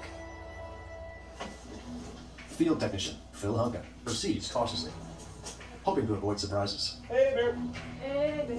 Hey, Bear. Where's that? Well, there's definitely bears around here, so we're gonna have to take that into account when setting up camp. Easy Lake is located on the lands of the indigenous Inupiat people. The state is home to over 13,000 Inupiat people, whose traditional lands stretch across northern Alaska. One of the scientists on the team has special ties to this community. My name is I'm gonna fast forward it. Gas samples, and then those were sent to the lab for analysis, and they found that it is a super high amount of methane.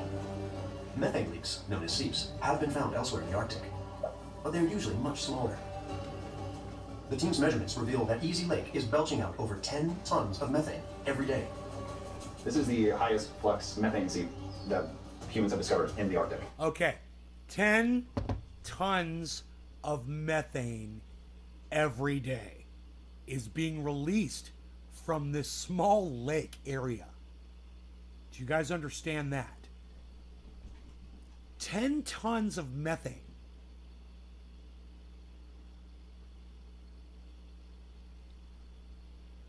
So there's really, really, really bad news, guys. It's going to be, you're going to hear some really, really, really bad news in this.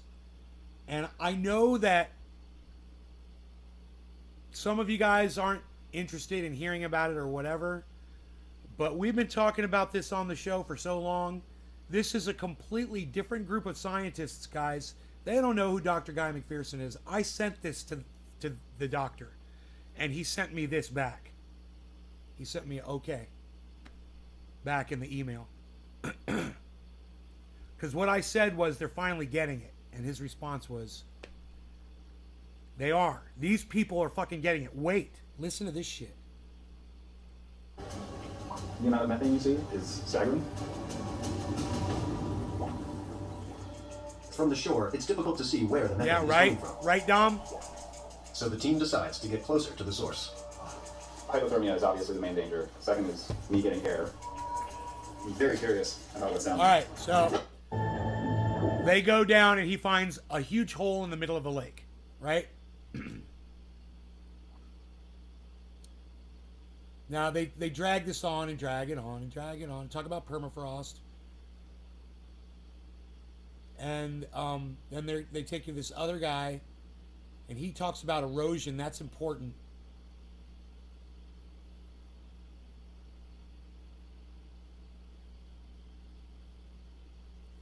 So it's going to be later on, I think, because I don't see it yet. So they find this huge hole in the lake. And then he goes in there diving. And it's like 50 feet deep. And later on in the video, they find... they get this military surveyor to go in there. And he can survey down way deeper. 10 times deeper than a normal what they had with their radar.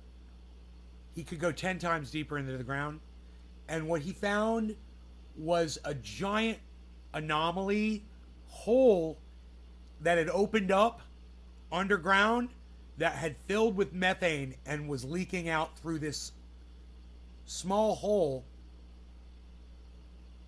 And let's go to the erosion. Okay, so this man has a freezer, and it's not cold enough anymore for him to run his underground freezer that he keeps the community whale meat in. They survive off of whale meat.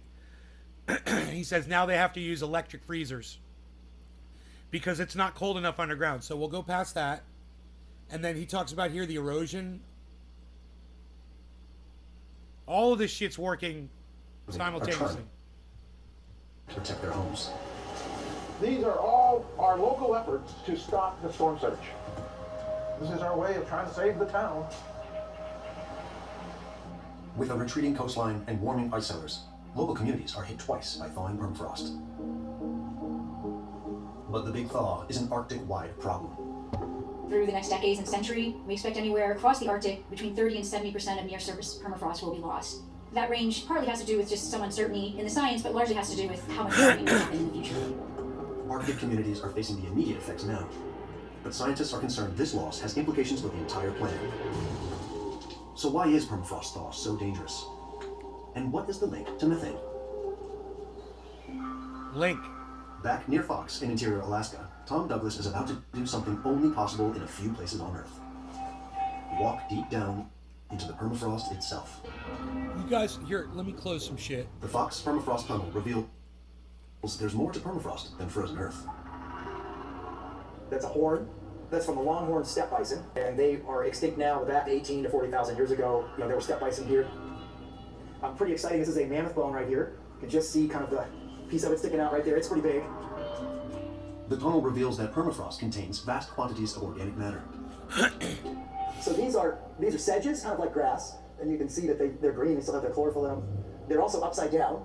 This block fell into a water feature that then froze. Probably 20 or so thousand. Quarter of the hour, cheers. I'm good. This Obviously. ancient organic matter, like all life on our planet, contains carbon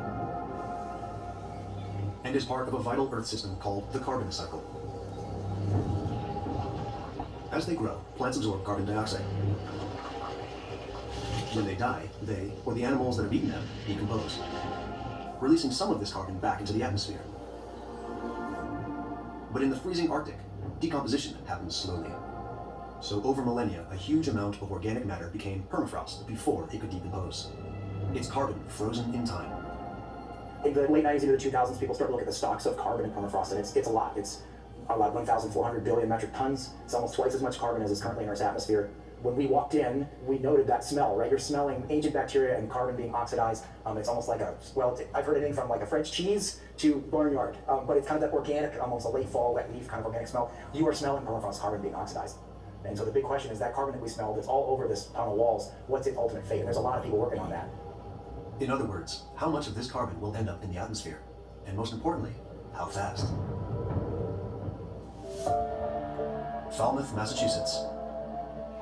3,000 miles from the ice tunnel, Arctic ecologist Susan Natali investigates samples of permafrost to find out what happens when it thaws. So these are permafrost cores that were collected from different locations across Alaska. Some of these are really dark, like particularly this one, and that dark color means that has a lot of carbon in it. As permafrost warms, its carbon thaws, and the carbon cycle starts up once again. So that carbon then is available for microbes to break down. And they use it for energy, and they decompose it, and in that process they're releasing carbon dioxide or methane. Carbon dioxide and methane are both greenhouse gases. As Earth's surface absorbs energy from the sun, it radiates some of it back out as heat. In the atmosphere, greenhouse gases absorb this heat, radiating part of its energy back at Earth and heating up our planet. Greenhouse gases are a concern because they trap heat. They're helpful to us because they make this habitable planet, but because there's too much in the atmosphere, they're now making this an uninhabitable planet, or a less habitable planet. Did you hear that? That's very important, you guys. This is what all the fucking Green New Deal people, circular energy people, all the people that say we have to go completely electric and eliminate all fossil fuel use on the planet. This is what they won't fucking listen to, and they won't admit it. Greta Thunberg, none of them. Here, I want you to listen to it in regular speed, and I want you to hear this woman say that again.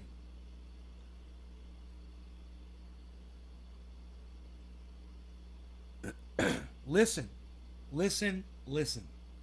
Because they trap heat. They're helpful to us because they make this habitable planet. Greenhouse gases make this a habitable planet.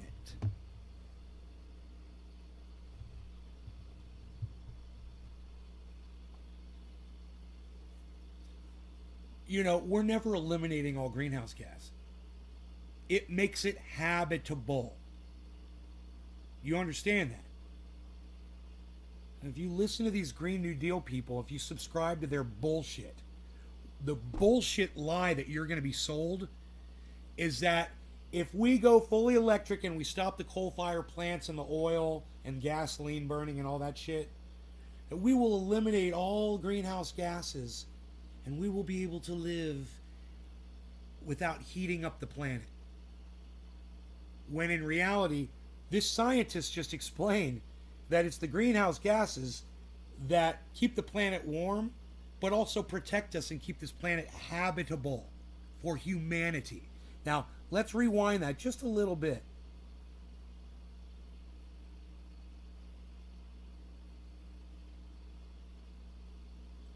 Listen to everything she says right here. To break down. They use it for energy and they decompose it, and in that process they're releasing carbon dioxide or methane. Carbon dioxide and methane are both greenhouse gases. After this, very important. As Earth's surface absorbs energy from the sun, it radiates some of it back out as heat. Okay? Did you hear that? The greenhouse gases reflect the sunlight back, protecting the planet, keeping it from burning up. Did you catch that? It's called the global masking effect.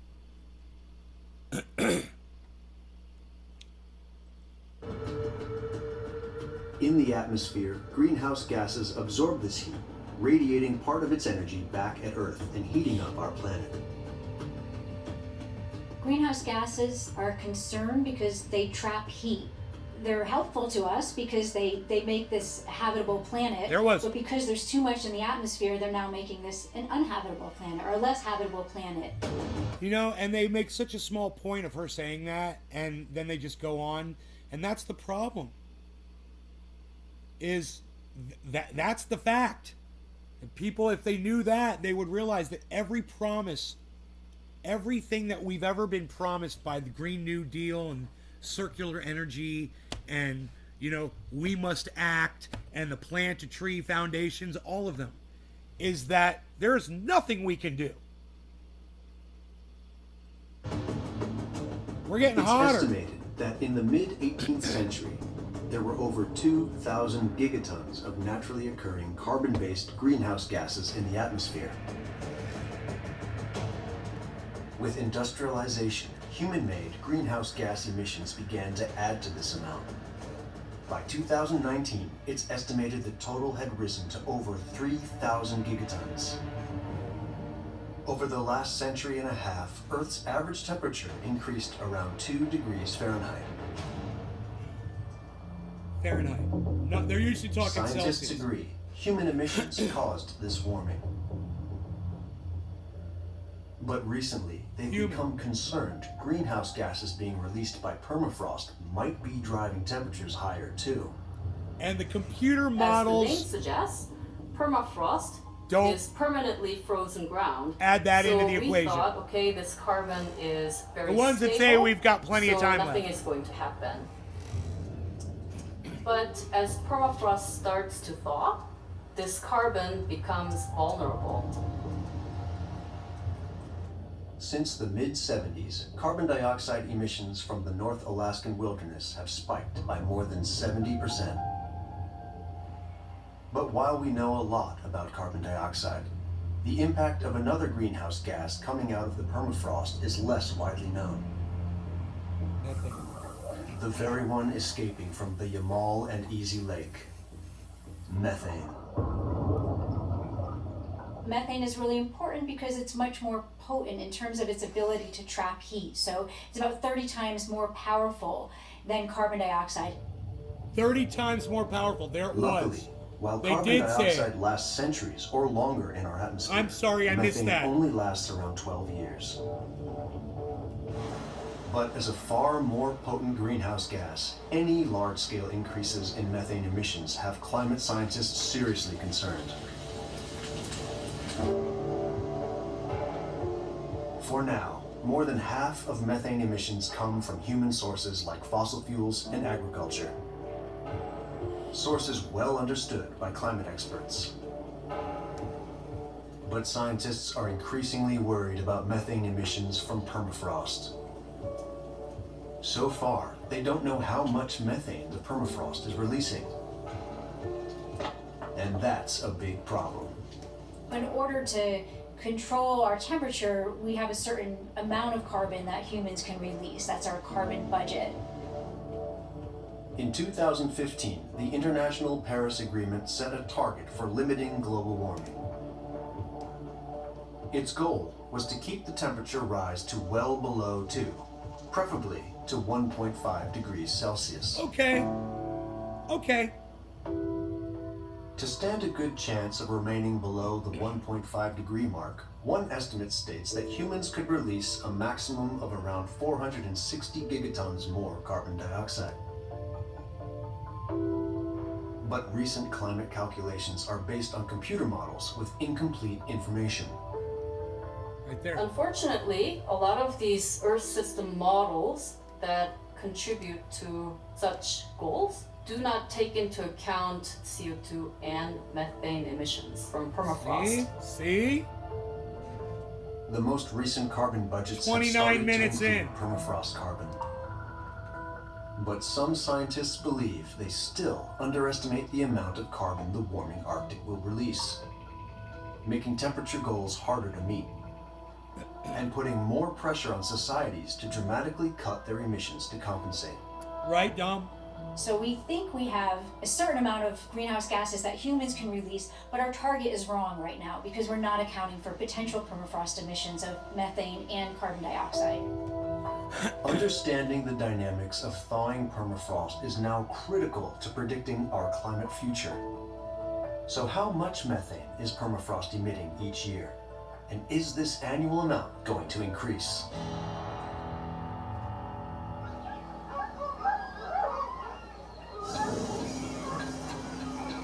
Head dog, head, I'm back. Fairbanks, Interior Alaska. Ecologist Katie Walter Anthony is heading out onto the frozen terrain. Come on, Biggie. Walter Anthony was among the first to study Easy Lake. Whoa. They got me. Oh, shoot. Am I on fire? No, I was wondering. What's smoking? He's on fire. You okay? Yeah, I'm fine. That was a good one. That was a good one. All right. The methane comes from organic matter in permafrost, thawing and decomposing at the bottom of the lake, then rising in methane levels to the surface. Across the Arctic, permafrost thaw is generating vast numbers of new lakes. You As the understand that? soil warms, ice beneath the surface melts, causing the ground to slump and fill with water. Understand this. All of these lakes are going to be producing more methane. not just bubbling out of the ground, but by the rotting of the just the activity that occurs in a lake. So these lakes, just them being there, are going to be producing a lot more methane. And once a lake is formed, you can't stop it because that water has heat and it causes the ground to thaw so fast. The lakes then start releasing. I love BattleBots. As the methane Way to go, escapes, it Xander. causes more permafrost to thaw and more methane to be generated, which is more warming, and you get what's called a positive feedback cycle. There it is. Positive feedback cycles from permafrost regions are another scenario not sufficiently accounted for. This is 32 minutes in when they start talking about this. So 29 minutes, 32 minutes. These are all points that you guys all know about from this channel and that I know about from Guy Mcpherson. And I told you eventually everyone would be talking about this. Well, this is PBS and Nova.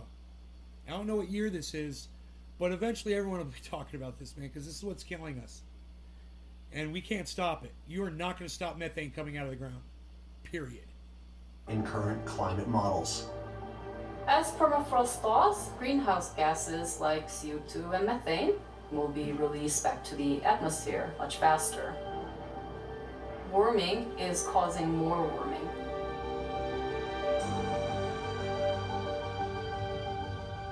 Due to positive feedback, permafrost emissions could increase the rate of warming, compounding the need for humans to reduce their emissions if climate targets are to be met. See, it's not Guy McPherson But anymore. permafrost carbon isn't the only potential driver of a positive feedback cycle. Hey, everybody. Don't look up. Right? A-Dub. You craving a bong hit?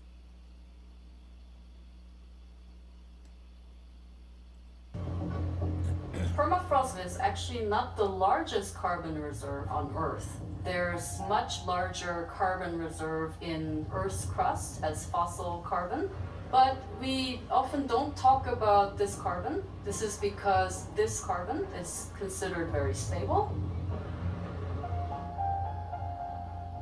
But some scientists now wonder if this mega source of carbon is as stable as they thought. Disturbing evidence comes from the bubbles in Easy Lake. Back to the lake. Methane released by thawing permafrost has a particular chemical fingerprint. When the scientists at Easy Lake studied the methane in the bubbles, they discovered it originated deeper inside Earth. Much deeper. I'm going to go ahead. I'm fast forwarding through this for you guys. Back to the military guy that's going to check the bottom of the lake. Geophysicist Nick Hassan joins the team with technology used by the military. 75 is just after the shrub. I'm essentially scanning the permafrost using a geophysical method called very low frequency. Very low frequency, or VLF, measures a special kind of electromagnetic wave as it moves through Earth. These waves are sent out globally by the Navy to communicate with submarines. But as those waves pass through the Earth below, Hassan's equipment can pick them up. By measuring the speed the wave travels, Hassan can tell whether the ground deep beneath him is frozen or not. Crazy, when it moves through the ground, if there's permafrost or ice, these waves are coming up against a lot of resistance. But if there's no permafrost or ice, it quickly moves through. If they're strong enough, the electromagnetic They're going to show you the hole in the should lake here in enable a Hassan second. to see whatever lies beneath the lake. Remember, it's a very So shallow we can lake. Scan the Until Earth you hit the hole, similar which is to 50 how a feet doctor deep. scans you with an MRI. 50 feet deep. Easy Lake is the biggest on-land methane seep yet found in the Arctic. But no one has used VLF to look beneath it. Look how warm Until the now. Arctic is. Wow, fantastic signals. Look how warm the Arctic is, guys. Yeah, so I'm starting to notice a change. It's the fucking Arctic. Well, we're over the largest seep, and there's some sort of large anomaly happening right here where I'm located. And the VLF is picking it up. It's very exciting. The signals are just outstanding.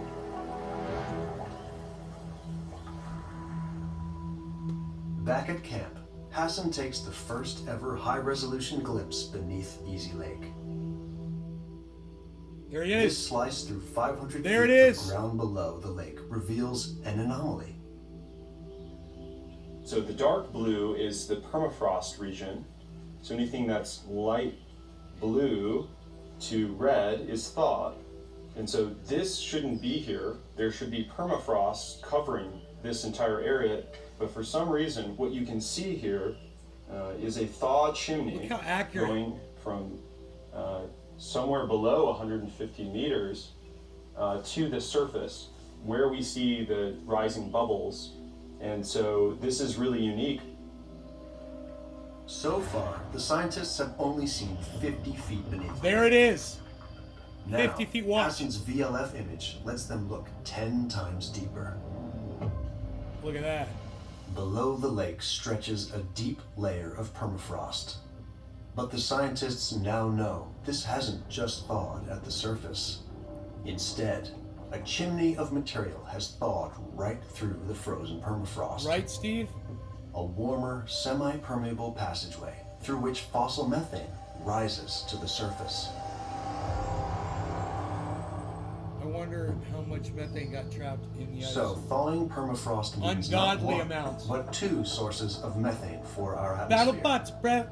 As it warms, permafrost releases its own methane gas. And as thaw chimneys form within it, they provide an escape route for fossil methane that has been safely trapped for millions of years. Scientists estimate there are around 1.3 trillion tons of methane stored beneath the Arctic. There you go, hippie chick. I wonder how much methane gas got trapped in the ice. And there he answers your question.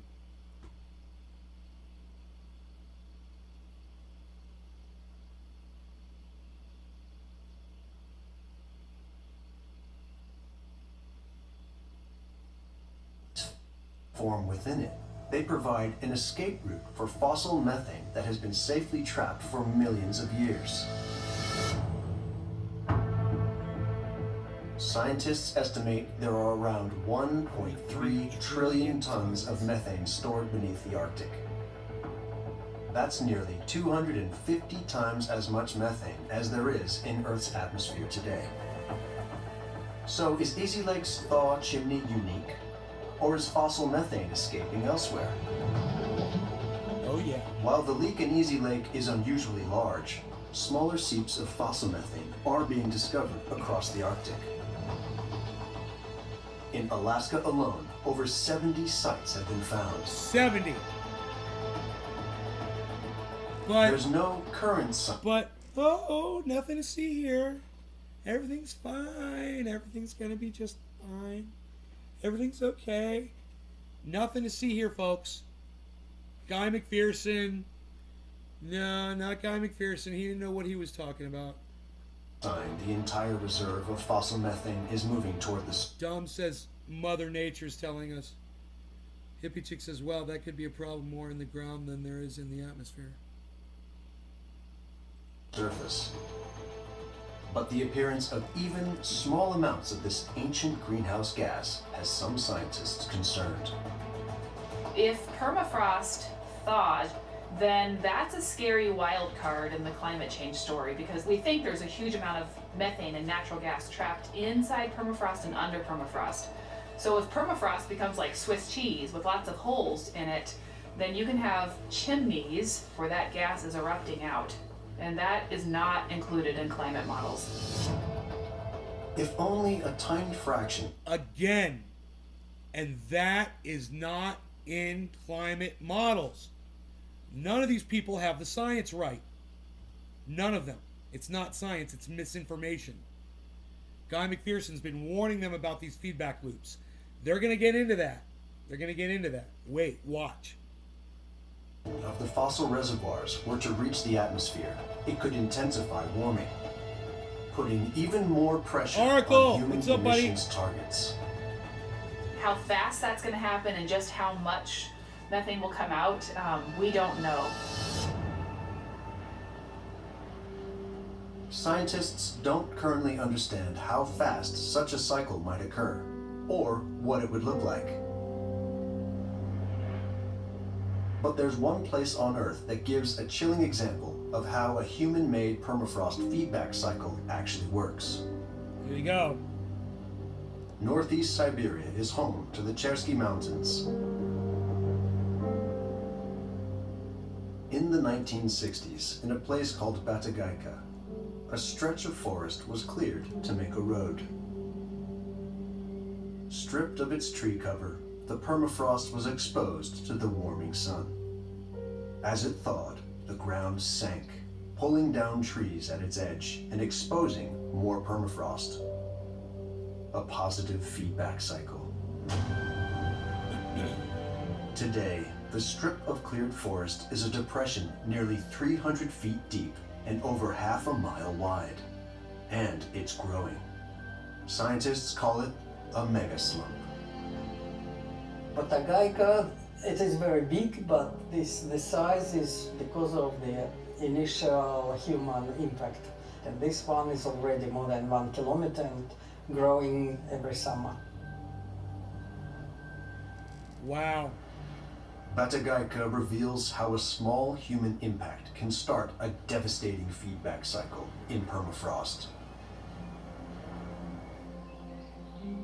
Scientists are now trying to discover what a feedback cycle could mean for the entire permafrost region, and whether it could reach a point where it becomes irreversible. Such a phenomenon is called a tipping point.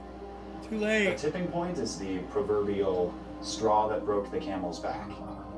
You can get away with adding straw for so long, and then you can't. And the tipping point... You know, no one wants to admit we've long surpassed that. That's the problem. You know, everybody wants Star Trek to happen. You know, everybody thinks we're gonna fucking colonize the goddamn universe. Pathetic, man. Is the point of no return. It's a controversial idea among climate scientists, but the prospect of a tipping point has been raised for a number of global climate systems, including Arctic sea ice and deforestation in the Amazon. So far, there's no conclusive evidence that a tipping point is near for permafrost. However, some scientists believe aspects of the thaw are now irreversible. Vladimir Romanovsky has spent decades studying the changing permafrost. Near Utqiagvik in northern Alaska, he investigates what happens as large wedges of ice in the ground start to melt. Before it was more or less flat area, but then ice melts and surface subsides. Romanovsky believes lakes formed by melting permafrost ice have passed a point of no return. It took tens of thousands of years to put this ice into the ground. Now it's melting. To put all this ice into the ground back, you will need several tens of thousands of years.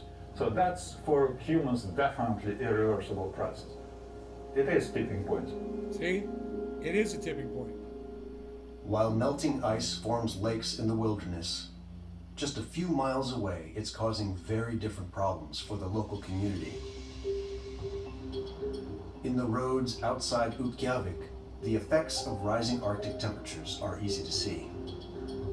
Just from observation, growing up here, coming out here since I was a kid, the roads were a lot higher than they are now. It is literally sinking. His bumper might get wet. Native Alaskan Inupiaq Lars Nelson is an infrastructure consultant. He knows firsthand what permafrost thaw is doing to his community. This road is for subsistence use. We come out here and stage our hunts. It's a big part of our history, and It's important that we're able to access it in case of an emergency. And it's not just the roads that are sinking.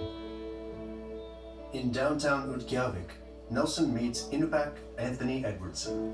These ones are subsiding too. Yeah. He's an expert on the Inupiaq community with 4 decades experience in the construction industry. Yeah, look at this one is really messed up. Look at how it's just... That's where the houses are sinking. Local houses are built on wooden pilings. If they were built on the ground, the heat used to warm the homes would thaw the permafrost below. But now the permafrost is thawing by itself, and the pilings are starting to sink. When the piling is a very small base, it doesn't hold its structure. The communities, they need house leveling, move houses. Houses need to be torn down. We're in the middle of a housing crisis. So there's the freaking evidence right there that the ground is literally sinking from these lakes being formed and the water coming up out of the ground. Understand what that water is going to do. It's going to go up in the atmosphere. It's going to cause more rain, storm, snow, flooding events all around the world. Hurricanes, tornadoes, everything's going to be fed by this moisture.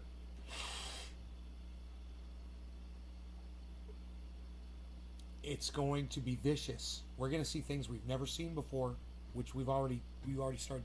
I mean, these holes in the ground, we've never seen this shit. So just wait, man. It's getting worse and worse, and it's going to be exponential, man. It's going to happen really fast. Nelson believes strategic building is the answer.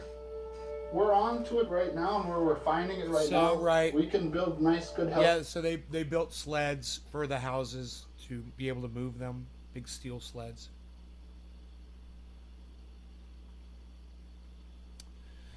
It's a horrible situation that we are in. And it's very important, I think, for all of you to realize that what's going on, you know, where we're at. It's not going to get any better, you know.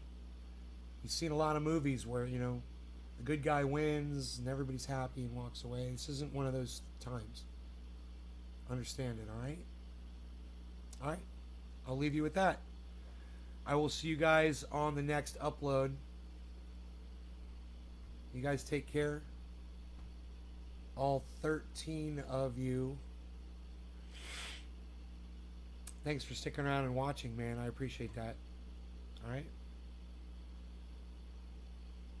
Might be a while because of my voice. I don't know.